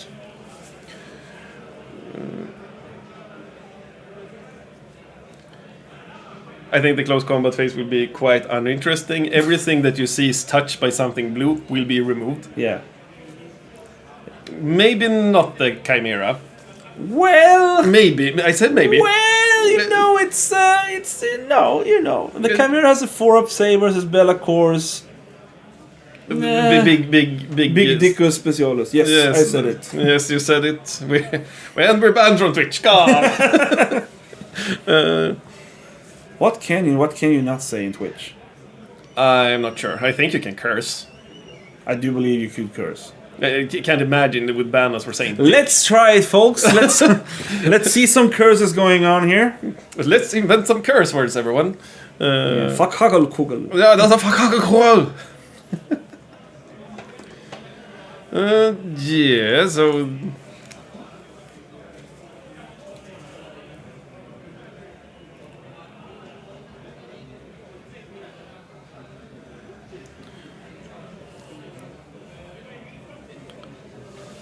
So the Chimera has taken some wounds. He is not dead, however, or she. I'm not here to objectify. Nope, it's a tank. It's a the. It's a zap. And now we're going on to all. Okay, so everything here. Everything here is just gonna die. It's just gonna die. And I wish I could tell you the exact profiles here, but I'm guessing it's gonna be at least 500 attacks coming in. Yeah, like a bucket load against. Armor value against these 5 guys down here. So it's not that many attacks. I guess this might be like the small attacks first. Maybe. So this is how many that dies. This is 6 dead. Yes. From those, okay. Maybe he's fighting 2 This squads. might actually be the engineer squad, which we talked about. So he's just fighting 1 into the engineers and the rest. Yeah, this might just be 1 or 2 actually. It depends on how many dice we can see here. Yeah, but he's getting a lot of kill tallies. He's destroying a lot of units, and I don't think he will lose that many, to be honest. I think grind might be good here. Yeah. As we said at the beginning, folks, it was a great pick. Very big brain move. Yeah, we all wanted to pick the grind. I mean, It's such a solid choice. let's see here. Thank you. Thank you so much. We are here to entertain you guys. We are here to provide comfort and dishonest. Then the most fine entertainment delivered rather done than perfect. Yeah. Yes. Poppity poop. And Indeed. down the guardsman goes. I mean, this is just like this. Have you seen? This is like water crushing stones, but the other way around. Stones crushing water. Stones crushing water. Yeah. So basically here, And if he can connect. Okay, so here's the big question. Here's the $1 million question.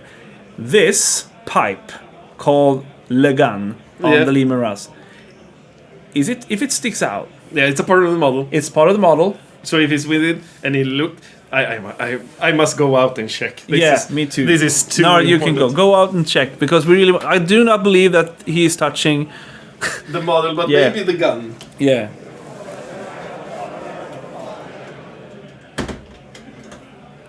So what we are seeing here is we are actually. Okay.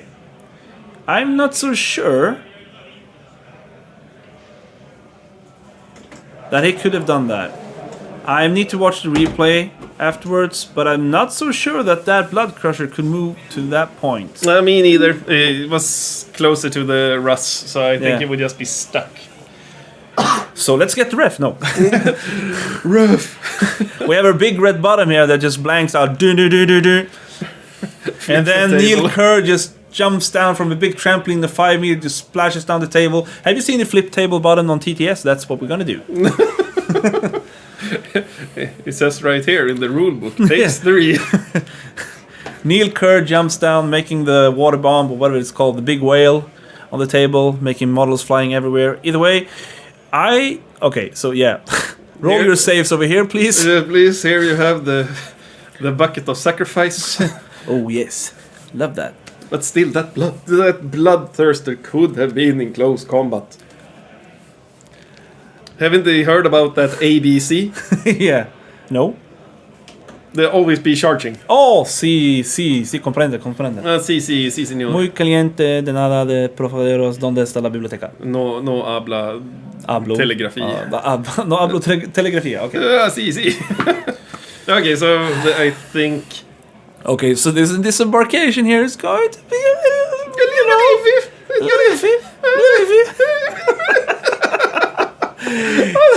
I'm just gonna say nope. Okay, so this is basically gonna be emergency disembark because there is no way in living chances in hell that this is 3 inches, right? No, this must be emergency disembarkation, or maybe it seemed to Is be it? measuring No, an he's awful actually- lot. So No, yeah. this is not an emergency disembarkation anymore. He's actually putting the models where they are acceptable to be. Although the Bellacore, there.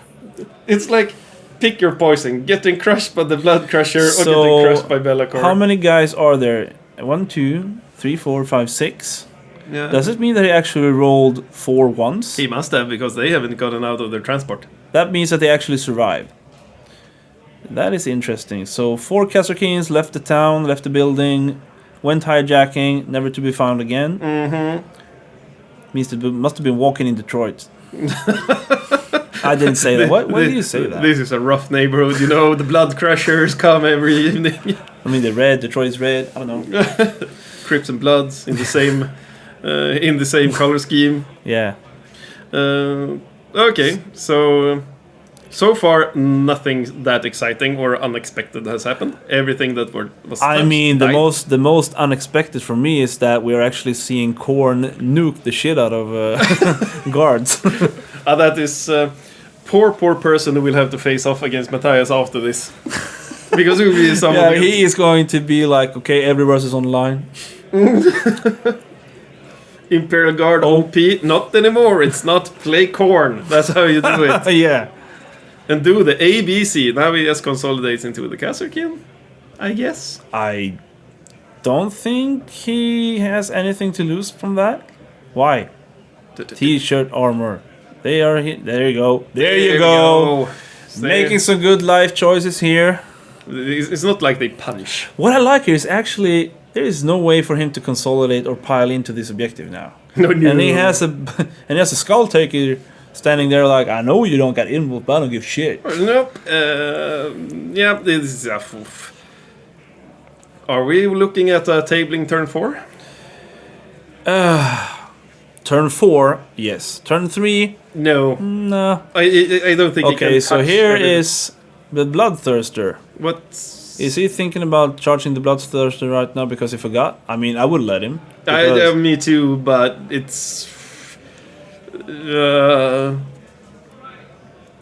Or is he already? Okay, so that's a lot of dice. That's. Where are we? Are we down here with the... It must be the hounds. Because Which one of them? You got two of them going on. You got one into the bottom right there. I think we're still in the center. I do not know, man. I mean, either. Because they're not using their fingers and the mic is not working for some reason.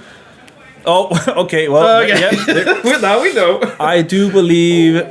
So freaking painful. No. Okay, so basically, what's going to happen here? Mattias is going to drop all his shit, like everything. Yeah, he must. And then what is left after that is aftermath. Sure, he can drop it. What did he have? Like 3 units of scions. This is starting to shave up like the reverse thing of The Last Samurai. the ending thing, and everything just fell on. This is the other way. Is it more like they miss every shot and then they just keep running. No one dies and Katsumoto doesn't die. That is a great movie, by the way. It is a great movie. A bit silly, but very, very cool. It is super silly, but it's like I love that movie. Yeah, kind of like one of my guilty pleasures. I really like Pacific Rim. It's super stupid movie, and it's not good, but I like it. Pacific Rim. It brings out the child in me. Yeah, it's like big robots fighting big slimy things. It's amazing. Underwaters for some reason. It's good. And shit. you need 2 guys to run it, or in this case, a girl and a woman, because we believe in inclusivity. Yeah, inclusivity. Yes, that's probably a word. Must be a French word. La inclusivité. Yeah. Okay, so this. We don't care. We are Danish But he hasn't fought with the last. Okay, hasn't he fought with Valakor yet? Nope. What killed the kind Well, I guess actually he must have fought with, because he's the only one that can actually do that much damage without consolidating or piling in. Because the dogs are kind of committed into killing a command squad, and I guess they haven't fought because the command squad is still here. There. Yep. Because this is not the unkillable screw you squad with Nork Dead Dog and 4+ invuls. Okay, so, but let's actually face the facts here. What has died? It's been like an engineer squad, 2 sentinels, and a chimera. Yeah. That is still fine. But no, it's not fine because we can actually see how this looks like. Yeah, but it is not that much. No, but the thing is, asset-wise, it's fine. Like, he didn't lose that much considering... If he didn't lose the command squad, I would say that he's fine. Yeah. He has now lost his command squad. Which I think is interrupting? Because otherwise... Why? Because he consolidated into the dogs. Which you always do. Right? Not? Yeah, but if the dogs fought first, wouldn't they just have killed the command squad? I must double check, because the command squad is still there, right? We'll see after we have seen a bucket of dice throwing out there, or if we will see if we have a huge hole. If the command squad is still there, we actually have play, I think, because then we can actually start swinging some shits. And Lord Solar is a bit. He's safe. He is safe-ish. Safer than the rest. So here we are going with. Are we piling or are we? I think we're taking casualties. Are we? Yeah, I think so. Now, does the corn dogs The corn dogs. I heard myself there. Lord. Does the dogs of corn only have a 5-up in melee? Yeah, in melee. Okay, so they're basically t-shirt armors as well. So I guess, I mean, there's a couple of attacks. You got some chainswords in the command squad. I guess you can kill 1 or 2. That's fine. The commands, he must have attacked the command squad because it should just be dead. It's so many attacks, damage 2. Magerie, I do not know what happened. They're on the left flank, we don't care. They're on the wrong flank, Yeah. on the long flank. So we are... We're putting out a wound. Well, sure, fine. They have 2 wound sheets. Or is it 3? 2? 3? At least 2. Okay. 3 on the big flamey doggle. The big bad wolf. Yes, the big bag flamey doggle. I think we're done. Let's see here. Warp Stone to trap in combat on a 4+. Ooh, GGS. Yeah. Ooh, if he does that, then this is so over. Yeah, so this is Martin Hultgren, who is one of our teammates. Hello Martin, how are you? Nice to see you. So he just gave us the shtick. He's basically gonna use Warp Storm to connect with... Hello Pedro, how's it going, man?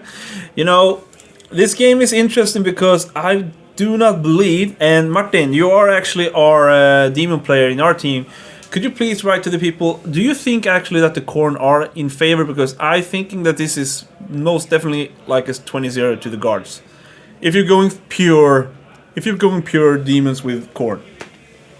Normally, you mean then? Yeah, normally. Like not abandoning sanctuaries because F that map. And like Dawn of War or even Hammer and Anvil. So we have a little bit of point counting. Yeah, so his app just told me that he scored too many points and he should not score so much. How you do this? How do you maximize every single point? And every guys that are watching this, do not steal this man's phone because I just saw his pin code. Yeah.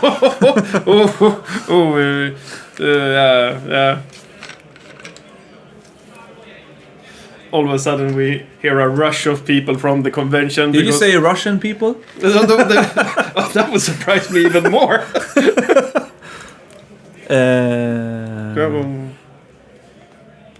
On the entire fucking army? Wow, that is... Yeah, the 12-inch bubble. Yeah, that's right. Yeah, thanks. So yeah, Martin confirmed that this is actually a really bad matchup for the Korns in normally. They can get in with the Warp Storm points, like we talked about, to deny, to get in closer with the Deep Strike, but since Garge has the possibility to just chuck out a bunch of 12-inch denies Deep Strikes, it really puts the demons in a bit of a spot there. But here comes the first Russ, ready to shoot one dog away. Choo choo. Shoot, said the train, motherfucker. Yes, exactly. Yeah. Self-censored. Beep. Okay, he's hesitant. Yeah, I think that this has to be done so delicate and perfect. So what I think he needs to do is once again shoot the bloody Bloodthirster A wounds. That's done. Pang. Yeah. But right now, Bloodthirster is not the problem. No. It's the 2 units of Skull Crushers and doggos. and a Bellicorn 2 wounds, which should be dead by just looking at it. Leondas could just go out there and just shoot a pistol in his face. And then we have... He needs to be scoring a lot of points now. Yeah. So since the command squad... Did the command squad die? Or did it I must live? double check. So the thing is that we really need to focus on that. Because if the command squad are dead, then we are actually having a trouble with the flexible command as well. This is a super interesting game, guys. I'm really interested to see how he is going to try to get himself out of this, because he really needs to kill a lot of points here. The command squad is alive. Oh wow, so the command squad is alive, which means that we have a lot of ignoring shit. Alright, so... That surprises me. How did it survive? So, if he managed to get the 4+... So I'm going to be back in just a quick second. But yeah, the command squad is still alive. Now, all of a sudden, the mistake with the Bloodthirster feels a bit more rough. He could have had it a bit further up. I think Peter is double checking the warp storm.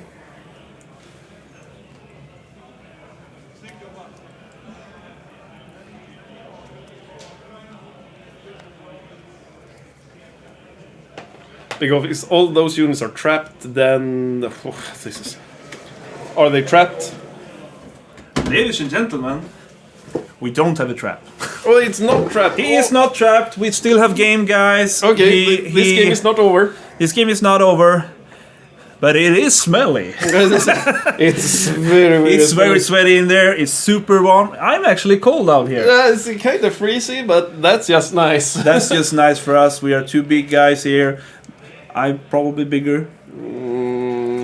Maybe. Larger than life, baby. That's what it is. Yes. So- More Pedro to love. So now we need to focus on killing all the threats, which is All of them. holy shit. This is actually what he's done. The Korn player has done pretty much what he needs to do here. He has been putting him on the back heel, not allowing him to do what he wants. So he has to deal with the. And it's given him quite limited space. Now he really needs to go out and touch all of these units. He needs to keep up screening. He can't stop screening because then the dogs will come back in again and start tagging tanks and. But yeah, he needs to remove some threats. He needs to give himself some table presence again with his scions, which he can do. He has 3 units of 5 scions. Is that gonna be enough? I don't think so. But Me neither, but so okay. So if he could advance the first Lehman Russ up, so he can advance and shoot. Take the other Russ, go on the other side, shoot up to either shoot Bellacore or the Skull Crushers, or both. or both. He has been Like shoot the bolters into Bellacore just to get those last wounds off, and then shoot the plasma screw you cannon into the blood crushers. yeah. Fall back with the sentinels. Let them do their thing. I don't really know where he wants to put his scions though. Like Well, he has a whole field to put his science, but it's not gonna give him anything. Yeah, it's like Well, it depends, It depends because he has the possibility to put his sign down on the top right side that was thinking as and shoot down to take away that objective, which is not going to do anything because he's everywhere. but he can R&D He can R&D. Can he R&D and shoot at the same time? with an order, but he can't put orders on things that fall into We are not the Germans. We cannot do it twice at the same time. Yeah. nine. We are just Cadians. Yeah, the Cadians are pretty much Swedish. Yeah, we do one thing at a time, and we don't do it well. Yeah, and we do not like to do it better than others. No, Shit. No. We believe in consistency over effort. Yeah. That's so painfully true. So painfully true. He's planning on doing exactly what we said. Well, he's holding like 50 points worth of models there, so I guess he. Okay. I do not know anything about this game anymore. No, this is okay. Is he planning on charging the bloodletters? I sure hope he ain't. What is the plan? Okay, I'm super interested in this. Oh, this must be some like 3,000 IQ moves going on right now. Or is he... No. Do you know what I think he is? Okay, so basically, if the Kasarkins are left, if he can give them the order to do action and shoot, and then these guys are... No, they are the... Oh, he has a unit of Kasarkins left, right? That can deep strike. Yes. So you can give them the full reroll. Yeah. No, 2, right? He had 2 units. Those were on the table, and then he had 3 units of scions. Science, yeah. So, no, I only had 2 units of science, I think. Yeah, but one was in the Rhino, and they are occupied by Blood Crushers at the moment. Yeah, and the other unit is somewhere in the... So, you give them the full rerolls to hit the move, and then you deep strike them because they have the thingy. You give them the ability to do action and shoot. That's why he's looking for the options to be on the right side on the top. So then My mind, LeBlanc. yeah, that sounds legit, and it sounds like a L for legit in chat, boys. Yes, L for legit in chat. So once again, we are working our big brains here to try to help Mattias to actually give us the answer for this clue that the Korns has provided. The question is he trying to solve a Rubik's Cube, or is it the cube from Hellraiser? Oh wow, Hellraiser is a great movie. It's a great movie, and the book is also good. Anyone who hasn't read it, Hellbound Heart, go and read it. Is it? Is it so good? Yeah, it's really good. It's basically... Because Hellbound is like a creature from hell, right? Yeah, the Hellbound Heart. It's basically the Hellraiser movie, but Pinhead is a little bit of a different character. He's better in the movie, to be honest, because he's more amoral and just I am here to show you very naughty things that would make Slaanesh blush. Slaanesh blush. Yes. Yes. So we are. He's thinking. I think this turn is gonna take a long while for him to actually figure out where. It's a very important turn. He really wants to maximize the damage output from... I do not know what's going on. This is not science, because there are units of 10 here. Okay, so this is... Okay, here we go. So he's planning on killing the Dogolitos. Neil Kerr, how's it going, man? Good to see you're actually following your own show. Shouldn't you be working?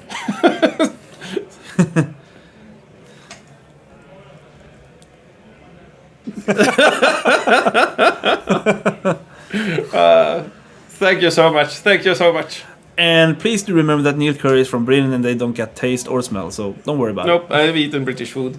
Have you? Yeah. I have consumed what's with chewing resistance. It's like you take anything and put beans on it. Or cheese. But that's more of a American way of doing it. We got mac and cheese, we got bacon and cheese. We got cheese with cheese. Yeah, we got double cheese. Oh, I had this really great thing in Japan. It was like a really messed up cow on rice and then just cow on the rice. Yeah, it was just like super boiled cow with some Oh yeah, that train. We are professional. Holy shit, that was funny. That was really funny. Thank you so much for making that. Thank you, Mattias, for destroying your own models for our amusement. Yeah. But it was just like a really boiled cow. And since they are whole, I guess they're not made out of resin. Nope, they are not resin. They passed the GW test. It's going to happen on every table, folks. Someone's going to randomly come in and just drag, what is it called? Measuring tape. Measure. Or just drop them. Like, just flip the table, everything that's broken, banned. To be fair, if you really wanted to make a test out of if it's resin or if it's an actual model, you can just put it on the weighing scale. Because the resin models are almost every time almost twice as heavy. Yeah, but you could blame basing material. What? Basing. Oh yeah, like, well, I put rocks on everything. Well, it feels like foam. Foam? No. No, it's rocks. It's rocks. Super dense. It's so dense it becomes soft. Yes. Here we go. The Sentinels falls back, ready to do the pew pew. I do believe so. Why is the Sentinel core? Because they want to make it really, really good. Yeah, and also because they need to sell stuff. Do you guys recollect when the Grey Knights got their new codex and the Nemesis Dread Knights got so super duper good? I remember. Because in 8th, no one played them at all. Nope. Because they were super bad, super easy to kill, and super hard to use and utilize. But the thing is, if you check the second-hand market, then you always go for those units. But right now, you can get Hiveguard dirt cheap. Oh yeah, that's right. Because everyone had like a ton of Hiveguard, and nobody plays with them. They were like, I can take your Hiveguard. The new codex really made trash out of them. And here we have Neil himself. Yeah. And Neil, You need paper? Oh, toilet paper. Oh, that's important paper.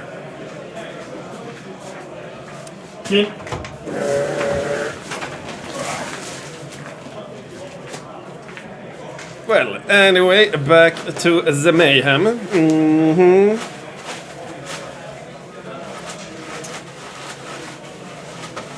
Sadly, their heads are not see-through.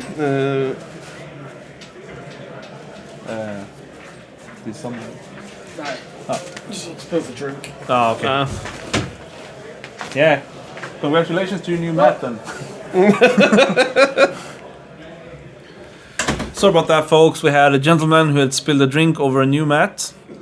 Over a mat, soon to be a new mat. Yep, with a new unique color pattern will be sold on our Instagram for 2,000 euros. So let's see here. So the command squad is falling back into the center. The damaged Karsakin unit is moving up left. And the Fortress Europe is still... Why is the Kasarkins over there? I think it's... Over there? Yeah. I believe... Well, actually, they are killing the thing that are on the left side objective. And probably is being able to... I can't tell it from here. But they probably maybe kinda can see into the middle. And I do believe that if you want to kill something with fire, it's those ice bears, because they are actual ice bears. Yeah, these big polar bears with blood letters on them. It's a really cool army. Looks so stupid, but so good at the same time. Yeah, exactly. It's like a silly kind of good. Yeah. And so yeah, and the polar bears are so white. But the problem with sending them up there is like, sure, they get to shoot now, they get to steal one objective, but then what? It's like, unless he's planning on like killing everything. Let's see. No, I believe it's only 10, because I believe that the 1 unit of 10 bloodthirsters are in the back line holding his backside objective. Yeah, but we have a small squad of Kasarkins who are planning on shooting them to pieces. I do believe it's Science, but thank you. Okay, Scions, Kasarkins, same Whatever. Name, different stat line. You say potato, I say Kasaraskalkins. Yes, indeed, Kaskaraskalkin. I come from Finland. Yeah. No, turna vodala da Kaskarskina. Sorry, every single kid who's watching the stream, we're so sorry.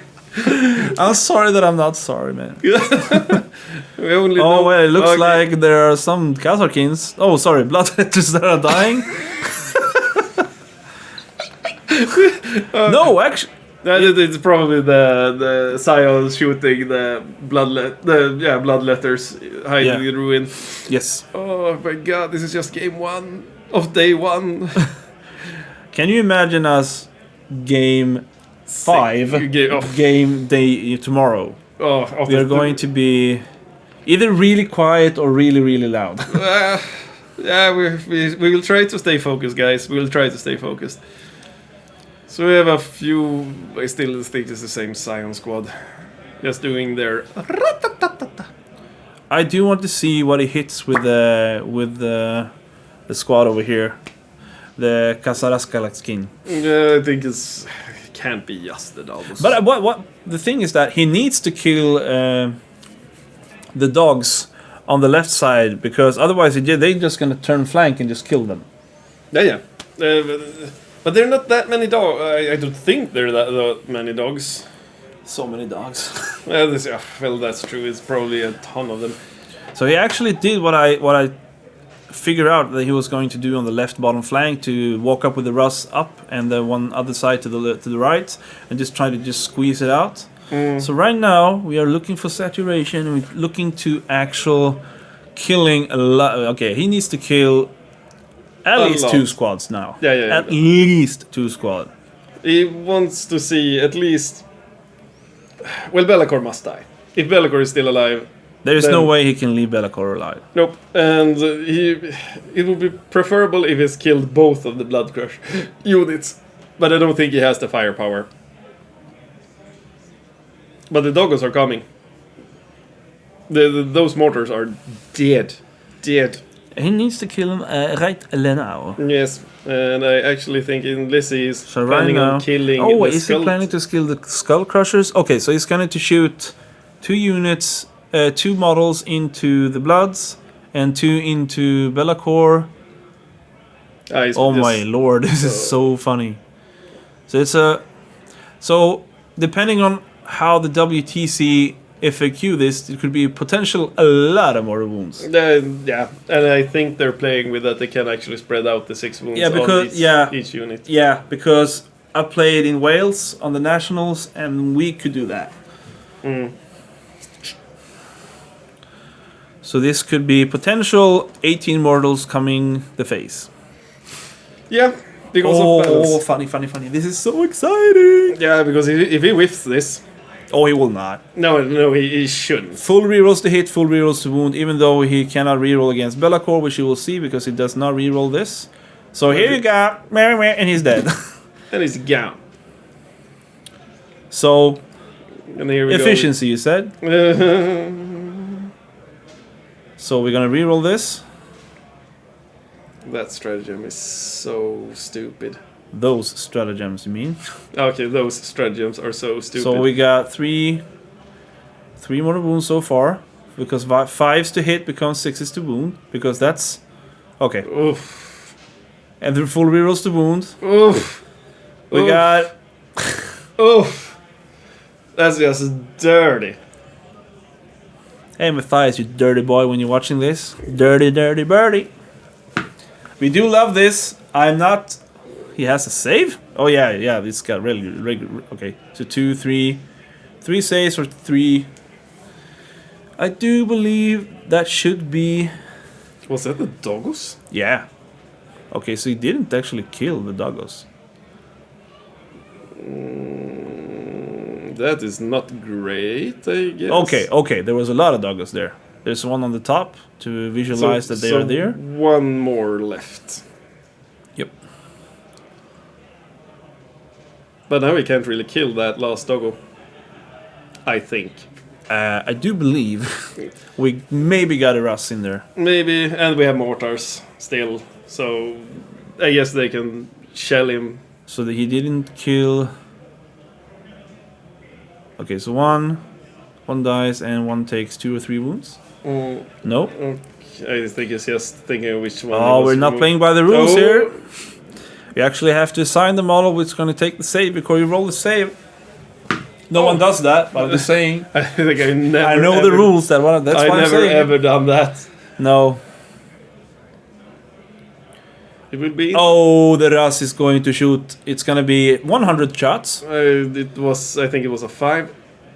So reroll 1s to hit. So that's a couple of 1s and 2s, and wounding on I believe 3s or 4s. 3s. So we got 4 ups. Save. Saved 1. Nope. Okay. It wasn't a save. It looked like a 4 to me, but. And you got some more saves here coming up. Looks like it's The heavy boltar. yeah. Why aren't they playing with small dice? Yeah, that's something I ask myself every single stream. I think we'd have like a regular. Okay, that was actually last cannon shots. So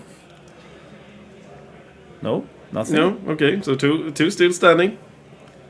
Dude, They are probably gonna live. I wanna live my life. But 2 is better than 4 or 5. Sure. I do believe that 2 is better than 4 because But now they that was the worst of it. Now, that was the worst firepower he had. There's still a lot of dangerous stuff on the table. Untouched Bloodthirster. He has a point. We know he has a point lead. But as a guard, you don't care about Bloodthirster. Still you do. Yeah, Yes, still you a do. lot of attacks. And that Bloodthirster can just pick whatever he wants to charge next turn. He's going to pick that Lemur Rust. Yeah, he's gonna get... 100% gonna pick that Lemur Rust. Unless he sends the Blood Crushers into the Lemurus and lets the Bloodthirster do... Nothing again? Uh, For show? oh, that charge. Why, Rapp? Why did you do that to us? Rapp, we need to talk to you backstage after this. No problem. There's no problem. We will only discuss... We'll only talk with fist. We will only talk with fist and learn you the meaning of ABC.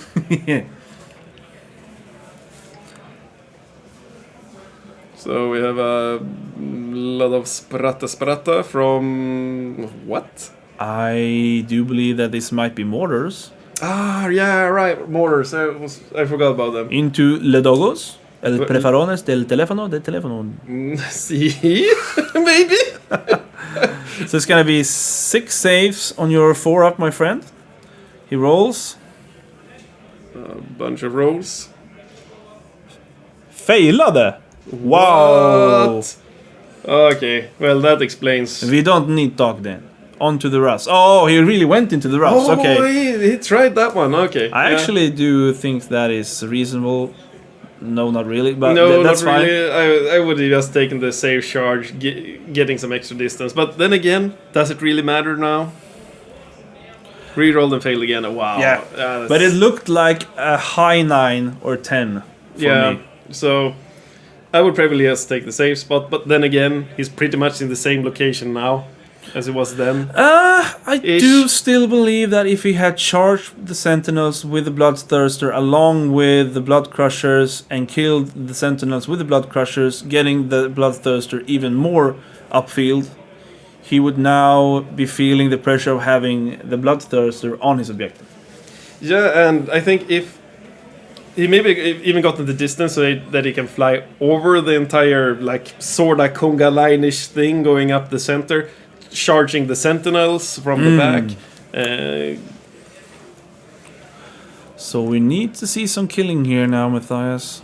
Yeah, you need to basically wipe him. 3 saves on something. But now at least secured the R&D. So 2 goes through. Because Jocke will not turn back now and try to kill those Kazakins. No, he's gonna score 8 on R&D probably. Probably. Don't you think 12? I think that he will...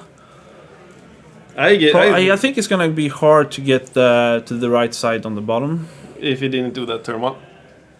With what?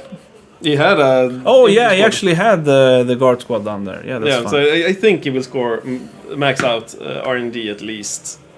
But that was not surprising. The problem is he's not stopping Jocke from doing what he wants to do, and that's smash him in the face. And he's not holding the objectives. I mean, he hasn't holding it for 2 turns. Only 2 saves here.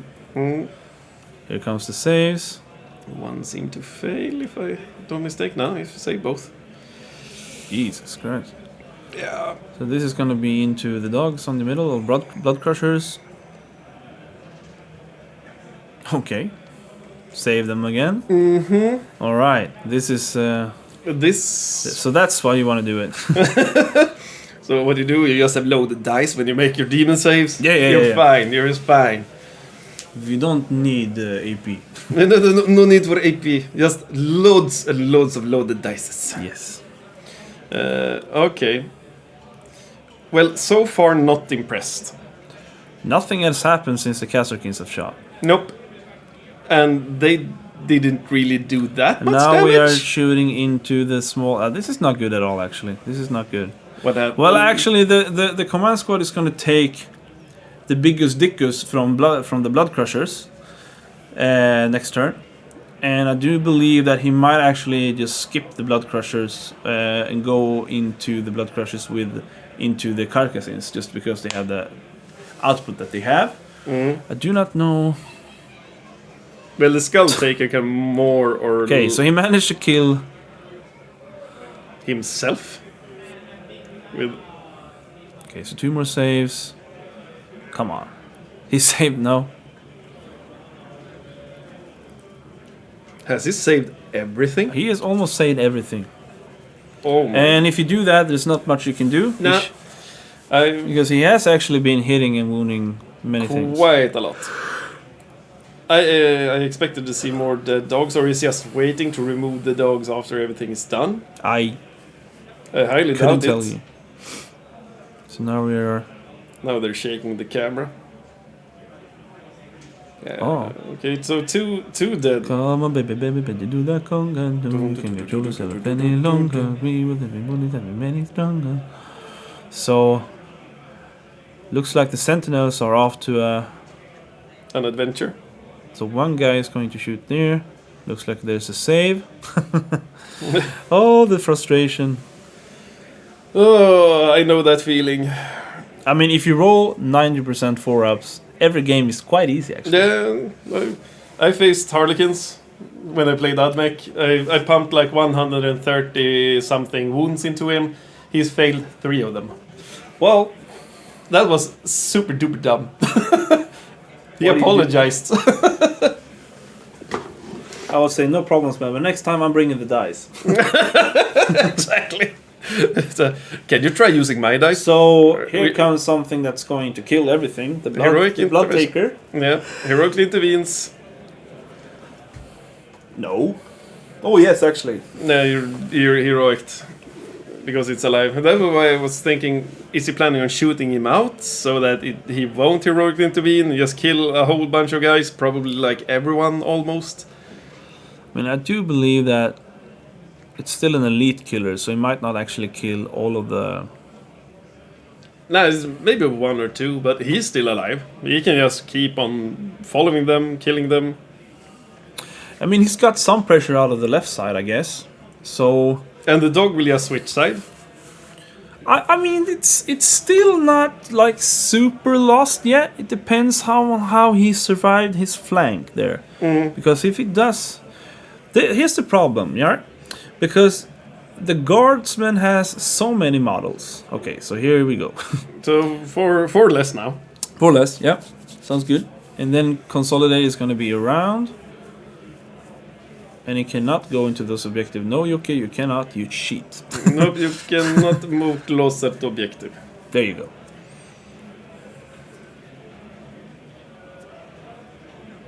This is the standard issue 40k thinking pose. You have a 45-degree angle on your back, Yep. looking at the model like it's gonna move by itself.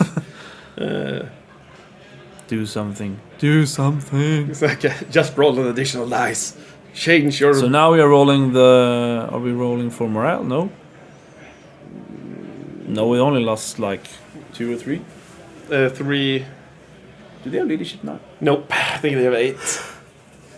So it could fail. He may be considering using insane bravery just to stick around, make sure that he has 2 of them. No, he's rolling. Morale for the Gazergins. Alright. Seem to have succeeded at least. And morale on these guys. The doggles, they seem to have failed. Looks like they failed.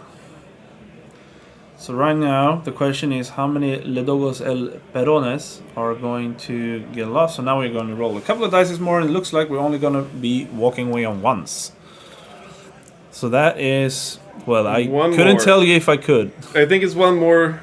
You're a super eyesight. The pointy thing. Yeah, the finger tapping of doom. Like, do I re-roll you? I cannot re-roll you. Yeah, I think that was his conclusion as well. I cannot re-roll you. Sweater. And take their points while you're at it. Yep. So yeah, quite a bloody turn 2. But as we can see, the demon pieces are very much still in this game. More than anybody expected, to be honest.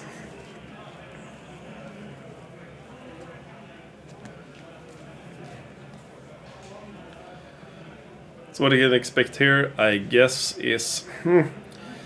The problem I see is committing into the middle is that he will expose his blood crushers to the Kazarkins on the north. And for the Sentinels and everything else, because sure, the command squad will die. But does he want to sacrifice another, like, probably the entire squad? Probably not.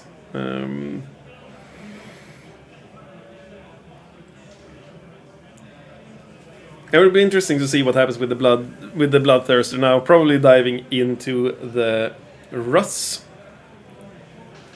I guess the Kazukin forgot to fight back.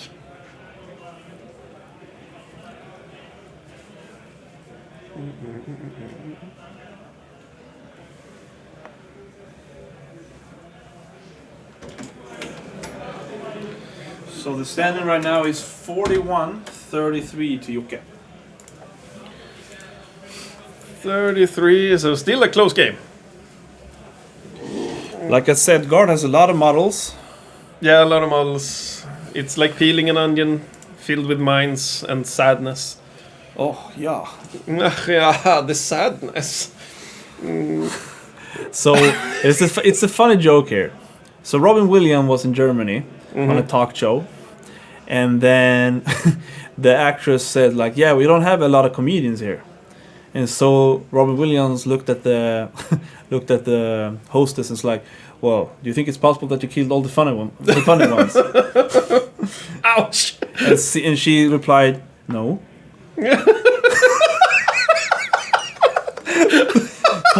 Point taken. That's a dark jokes, folks. I'm sorry, it's funny. It's funny. It is funny. Anyway, we were discussing the state of the game. The state of the game is 3/4 are actually, this can actually be like misinterpreted because right now he does has control, ish, but at the same time, indeed, there's a lot of wounds still left in the guard. And one thing that we don't see is that we are not seeing the other units of bloodhounds in the bottom ruin. Ooh, there is another unit down there which is not going to move. Or wait, probably after the blood crusher has crashed into the tank. Oh, this is gonna be another one of those turns. It's just gonna be painful to watch. We love blood, yeah. Yeah, viva la blood. Viva la libertad. Yes, viva la bread. Oh, I love bread. Me too. I'm starting to get quite hungry. Yeah. We only got 6 hours left of this today. 4. 4 hours. Isn't it like a pause or something in between these two games? Yeah, I would say it's about 45 minutes maybe. Okay, so enough to get a coffee at least. Yes, coffee is good. Yes. Okay, so he's moving back the dogs to take control of the objective. Like super smart. Smart move, not overcommitting.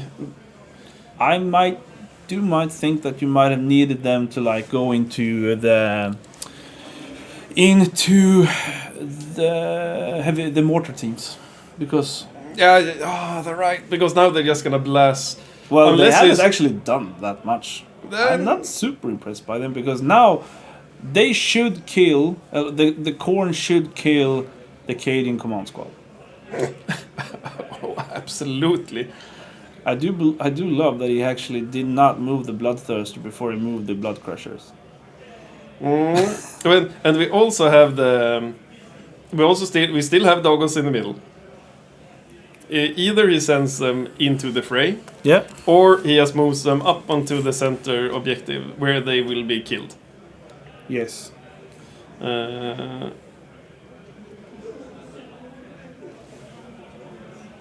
Let's see. The Blood Crushers are going to tag the other Lehman Russ. I don't think they will kill it though, but I do actually believe that they might get killed in Overwatch. Ooh, right. And sorry, folks, we do not have control over the command points. It's too hard when we can't hear the actual models, the actual players. We don't want to disturb them. It's their game, not ours. Yeah, but I disturbed them because I didn't realise they only had half an hour left. Oh, they have half an hour left. Oh my it's 4 lord! o'clock. Oh whoa! Oh whoa! Yeah. Okay, so this is 3 hour round. And they were like, "Oh, we don't have a clock." Has it already been 3 hours? Oh my lord, this is... well, this has been an exciting game, I guess. Yeah, but we have been talking a lot of smack as well. Well, that's also true. How did it go, Gustav? I lost terribly. I was almost table in turn 1. Who do you play it against? Votan. Oh, okay. Okay. Yeah, that explains a lot. Yeah. That was the other Korn player here. With full rerolls. Oh, dude, yeah. Nice. So the Bloodletters are going to dive the Kasserkins. Yeah. Yes, it makes sense. Tying them up would be nice. Yeah.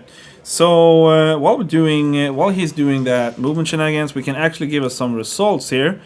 We got Michael versus Joel, 112-8. I cannot put out the armies right now. Tom Hewitt won against Johan Barander. I know that Tom Hewitt plays Space Wolves. We got Dag Samuelsson on Tyranids versus Ludwig, 119-1. We got Olof Svensson, who's playing for the Swedish WTC team, 116-4 against Jimmy Allin. Gustav Lee, well, he lost. 20-0 versus Erik, who's playing Votan. Max Persson, who's playing Sisters, won 18-2.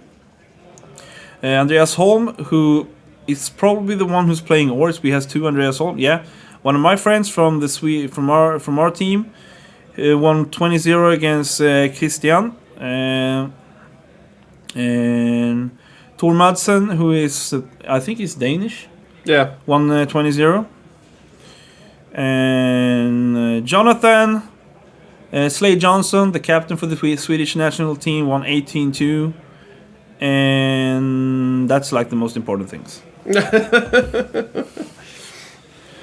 Okay, the Korn Bloodthirster. Yeah, okay, so that Leman Russ is dead. It's super duper dead. I wonder if he actually can go. Well, he doesn't care. So this is where it gets tricky, folks, because now the Bloodthirster is gonna get in. Even if he gets pounded in Overwatch, he's still gonna get in, and he's probably still going to kill the Leman Russ. Yeah, and he can't really kill it. Like he's not done the. No, the that's what I meant. He can't kill it. So now he will just be able to deal damage for 3 turns. Yep. And the thing is, Mattias might actually be saved, or lose less, win more, whatever, by the clock. Interesting. That is not what Korn wants. No, there are no timeouts in Bloodshed. Okay.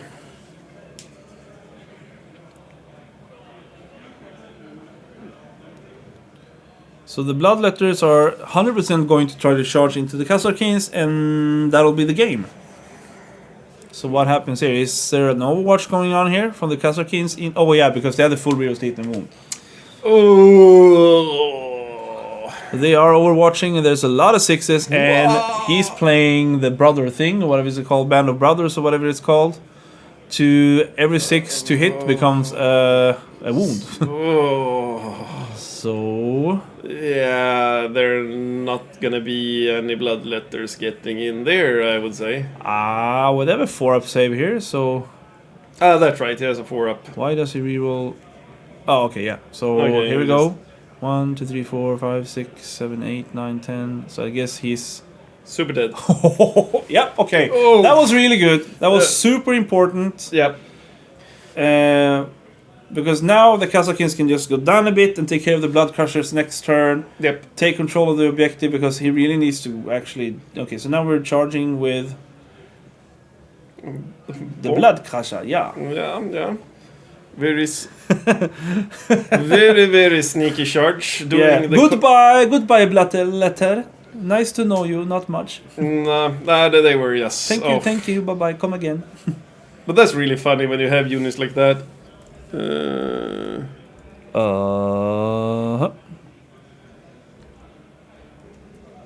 That is a good question, because I do believe that the Bloodhound wants to keep control of the left side objective, because he's going to charge in with the Leman Russ. That's the only thing. That's the only reason why I could see that.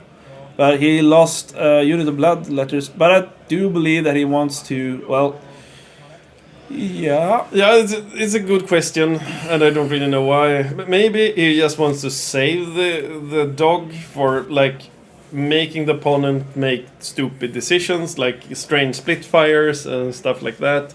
Maybe. Well, Maybe. It's been a crazy game. I'm already tired of the one game. and this is one of the few matchups that I actually don't know all the strats and all the shenanigans. So please bear with me. I do know a lot about 40k. I swear to God, or the Emperor. Sorry about that. I know some things. I know stuff. I know how to almost set up a stream. Is that that is some Doggos and Blood Crushers into normal infantry. Okay, the Cadians. Yes. So we have a dead tank and a bunch of dead Cadians, and then he will force Leontus to do the fallback and shoot for the rest of the game. If you can connect to the Leontus, it's actually a long way into him. No, but he will need to throw it on the units around him for the rest of the game. Because otherwise he will just stand there and die.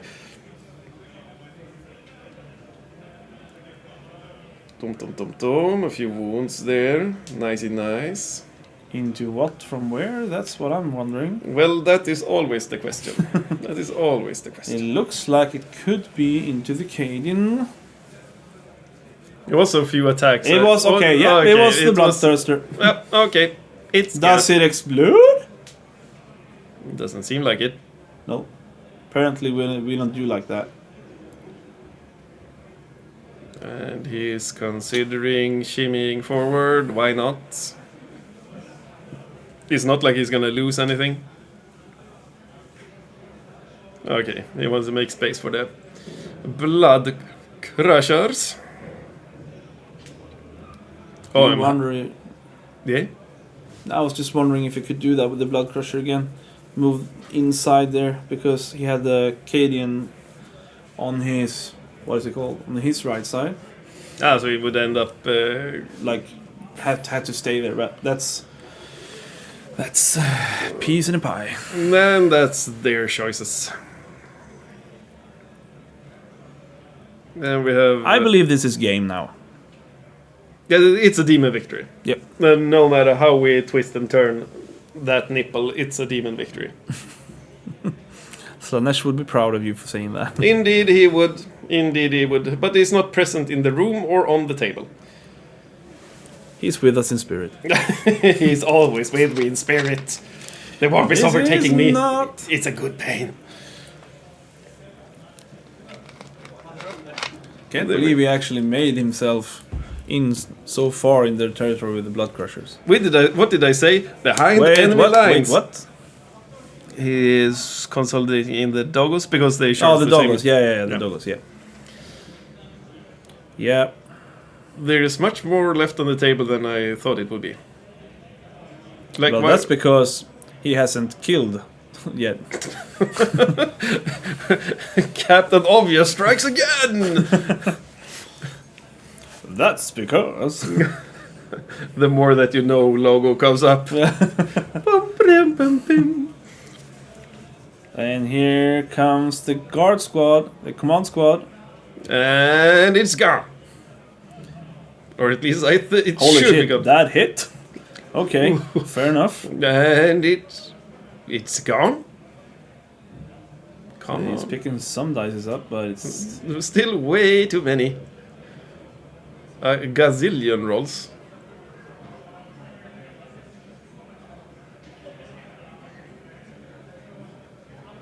Come on, roll the dices. There's only 20 minutes.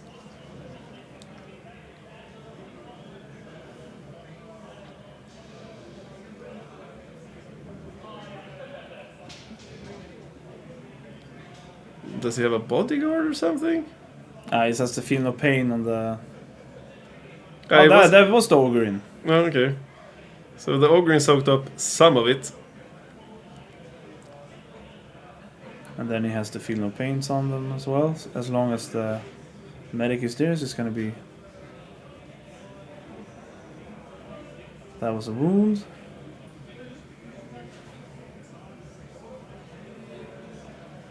Got some more dice coming on. Another dead. It's going to be... Okay, he saved them both. Or one. Saved. Feel the pain. Dead. I saved them as well. We will save that. Oh, okay. He actually managed to survive with a lot of guys there.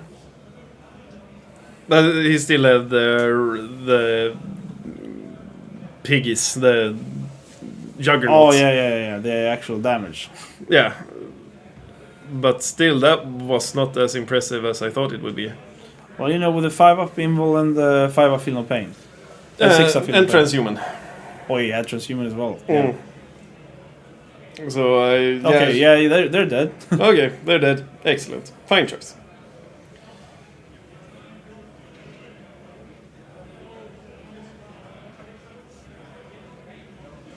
Well, this is definitely not going to be a 20-0. Nope. This is going to be a kind of close-ish game. But I would be very, very surprised. Well, I think that Jocke is starting to run away now, but I don't think he has the speed to actually run away on points that much, because he's going to... Mattias is going to score 8 on R&D this turn. And he's most likely going to kill some more stuff, since he has... Well, he doesn't have that much left, actually. That is the thing. He still has 2 squads of Scions, so he can take... Oh, but he doesn't really have the time. Like, if he could mortar away some of the dogs, then he could, like, tuk-tuk, precision strike down some Scions to take those objectives, but he really don't have the time to do that. It's going to be a close game, but I'm almost certain a Demon victory. Indeed. No matter what the result, what the showing from Jocke Rapps. Oh my lord. He played it beautifully, actually. I was giving like 80%, 90% victory to the Imperial Guard. Yeah, but that what we said is that if it's a table that Jocke is going to win, it's going to be this table if he goes first. Yeah. Exactly. He cannot survive a turn of shooting. Nope, and I think the open tables are a bit too open for him. He's a bit too slow, a bit too big. I do believe that Iron Hands is just going to massacre this list, though. Imagine the Gladiator Reaper.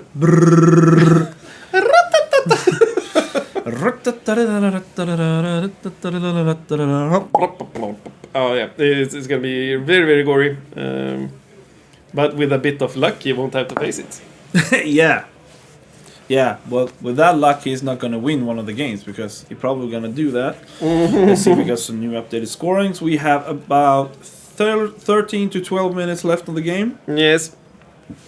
15 minutes to be precise. Tror ni underskattar? You think we're underestimating demons? Nah, I don't think so, but I do not believe that demons... But we're talking Korn here. Yeah, exactly. Like, we're talking Korn. Demons in general, like Essentialist, will probably do fairly well. But other than that... Korn is a one-trick pony, but it's a very, very interesting trick. It is.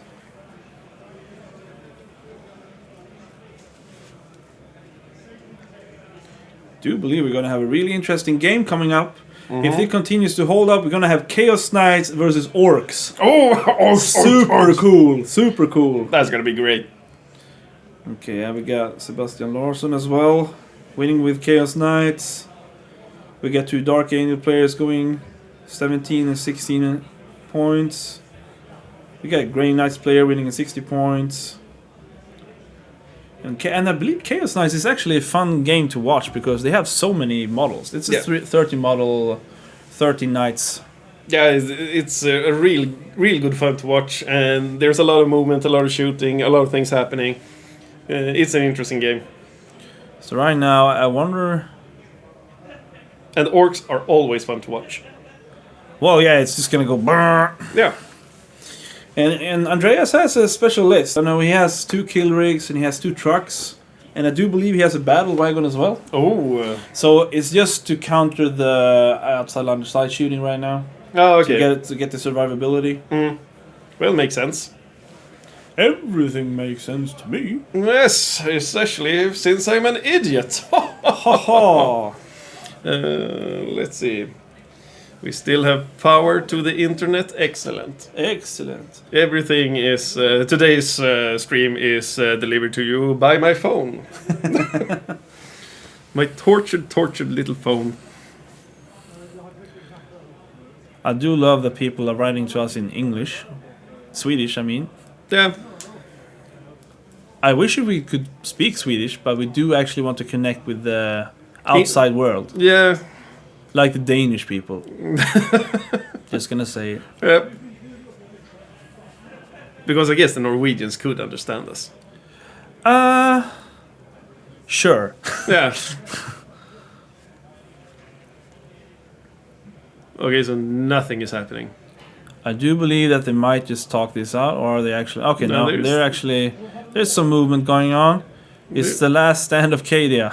Yep. Cadia broke before the ruin did.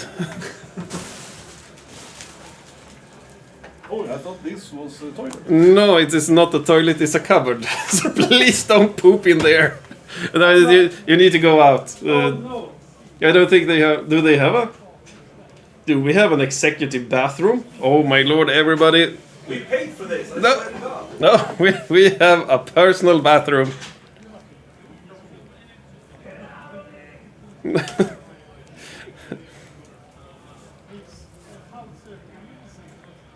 Well, we have a little bit of falling back going on. It sounds like Pedro is exercising a demon of his own. Thank God it's not picked up by the mic. And we have the Kazakhins, as Pedro said earlier, moving up the center. Just to get some shots off at the blood crushers. All according to tradition. Scoochy, scoochy, scooch. They have 12 minutes on the clock. So I suspect this will be a 3-turn game.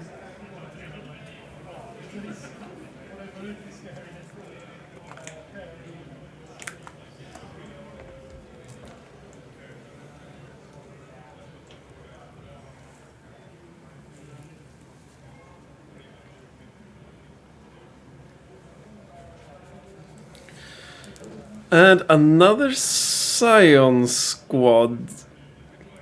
Interesting positioning. I guess he hasn't done R&D in that quarter yet. Otherwise, it doesn't really make sense.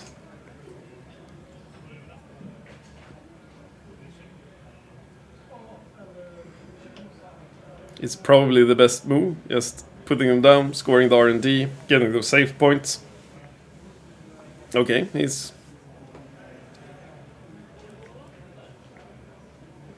putting them a bit more aggressively, I guess. Okay, changing his mind again.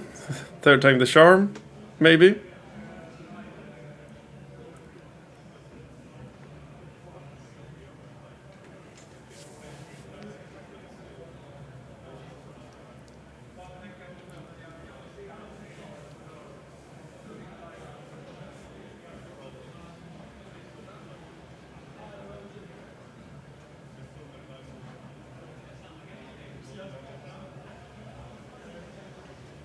Finally committing to his second choice. Excellent.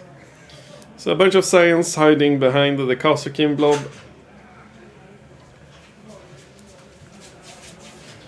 Pedro seems a bit lighter.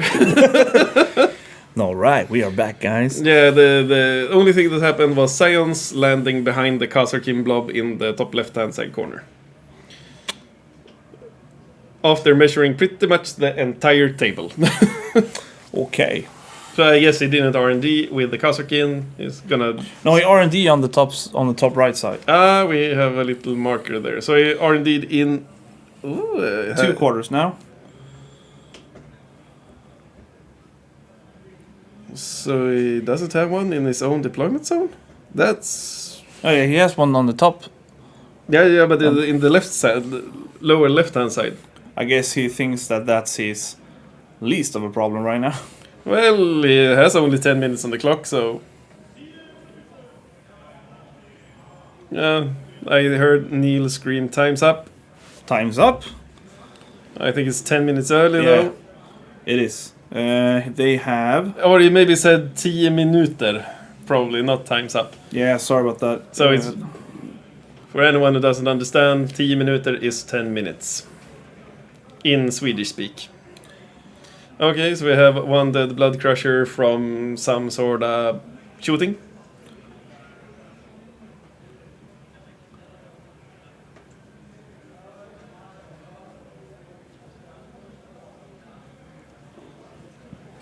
I so badly need a coffee right now. My belly does not need coffee right now. The belly does always need a coffee. So, I see that there's a blood crusher on the loose over here. Yeah, it got shot by something and his partner died. Oh, okay. And, okay, he looks like he's actually alive. On one wound. That could be something for endgame scoring, I guess. Well, then again, they don't really get to endgame scoring. No, this is... the blood crusher in the middle was actually a good play. Yep. All of a sudden, it became a really good play.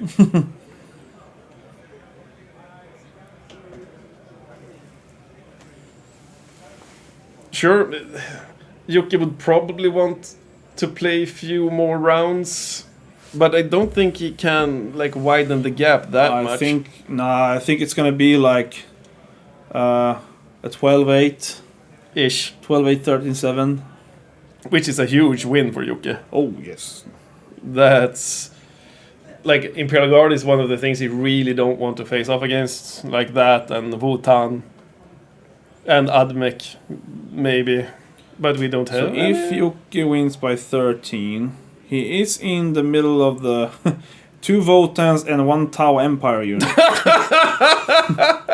That's gonna be so painful. He's gonna face shooting lists the entire tournament. You can follow Jocke's journey through bullet hell on BCP. Yeah.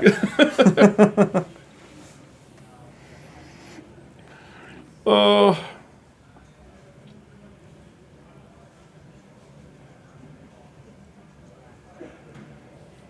Where shall I take my dogs? So Doesn't this is really- probably gonna be the last turn. Yeah. He just wants to stand on that objective if he has command points, insane bravery. Oh, okay, no, it's actually got shot.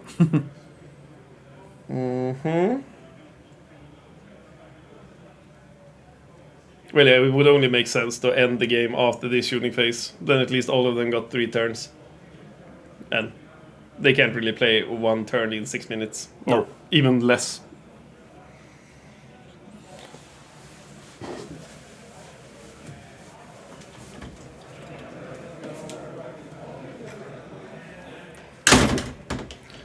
Pedro is running out, probably to talk with the players a little bit. Yeah, I heard him mentioning it's only 6 minutes left on the clock. The facial expression on Jocke was that he really wants to continue because I think he thinks that he's going to score more points. It might be the case, but you know. The thing is, I'm not so certain of that. Sure, he might score some points, but He's going to run away on primary, that's for sure. That is. Well, they are up here, right? So maybe not. yeah, that's the thing. In like 1 advance, and he could be down by the Blood Crusher and the Doggo. He can probably even move up the tank to eventually take that objective from him.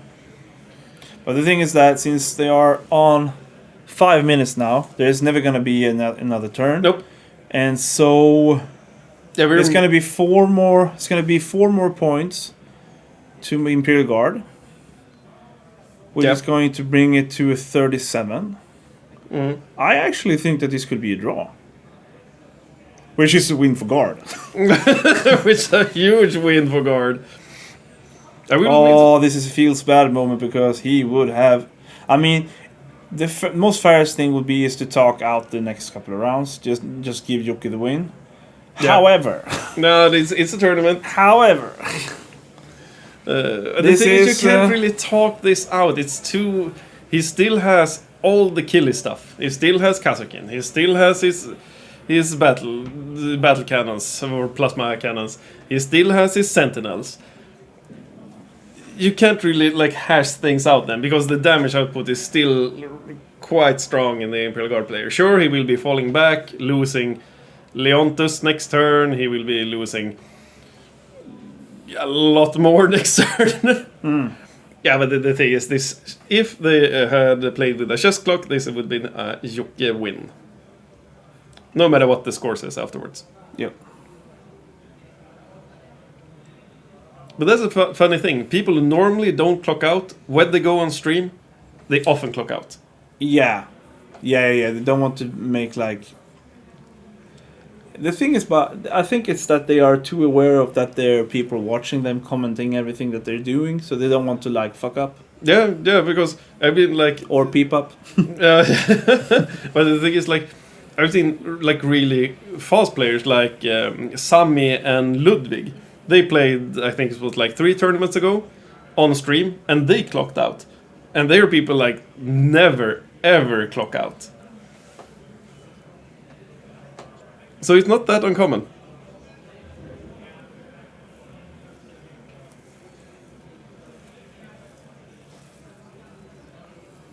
Three minutes to time. I do believe he's going to charge into the Dog. Doggos. He needs like a, looks like a 5. Mm. My magic eye. A move he probably wouldn't have done if he would play 2 turns more. Yeah, that's... I do believe so, because he wants to deny him a 12 on primary. Because right now he has a 12 on primary. He True. has the center, he has that, and he has that. So he's probably going to want to do that either way. So it's a fair play. But sacrificing the Kazakins. Oh, I know. It's 2 minutes left. This is going to be the last turn. Yeah. The last thing that happens. And I do believe that Neil is hard on dices down. He's the kind of strong arming nerd kind of guy. So what happened here? Okay, they fought. And what? ¿Por qué?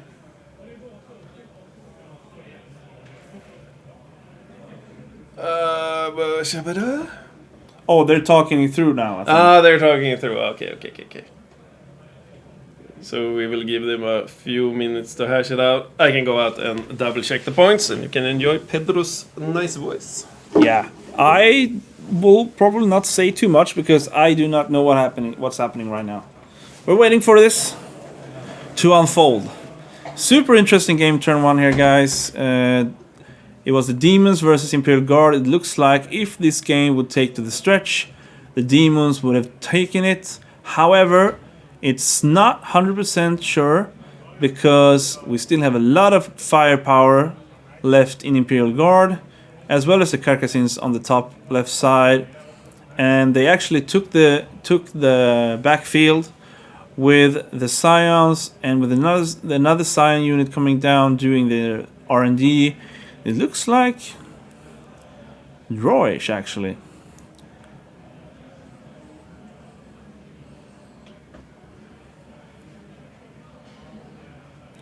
So all we can do now is wait for the results.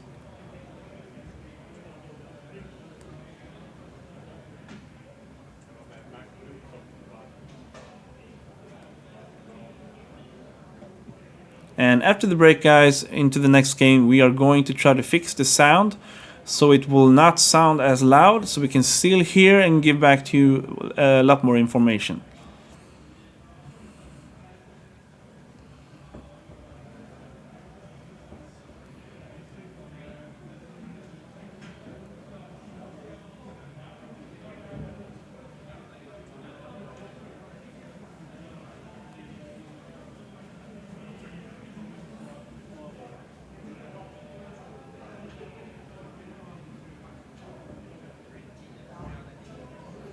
Looks like they are doing the maths to think about how many points that they would have got if they were to take it the whole way. And I do hope that they are both being generous to each other, because it has been a great game.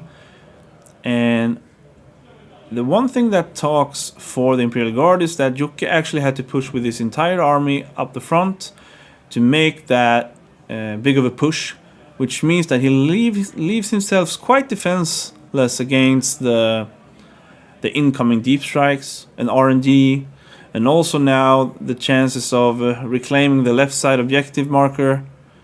And he might have failed the charge because he didn't move them there, or they just stopped playing just to get the scoring, because now time's up.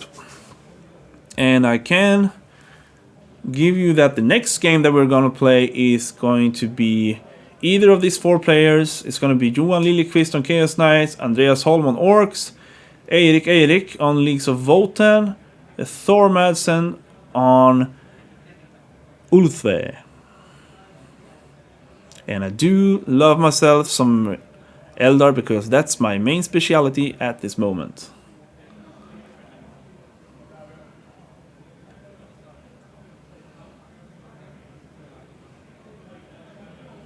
And since this is a tournament, every point counts here. And as we talked about this at the beginning of the stream, we really do want to get the win.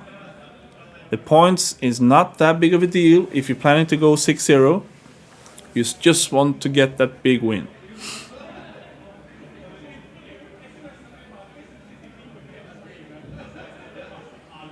And also, thank you so much, guys, for watching this game. Please let your friends know that we are doing this. In about like 3-4 hours more, we're gonna have a short break. We will talk. Okay, this is where they shake hands, and I do believe that we're soon gonna get a result. And they hashed it out. They ended at 94-67 to Les Deamons. Les Deamons got the win. They just pushed too hard for the Imperial Guards to maintain. That was a super cool game to look at. Yeah, it was such a great game. So we're going to write this up to you. If I manage to get...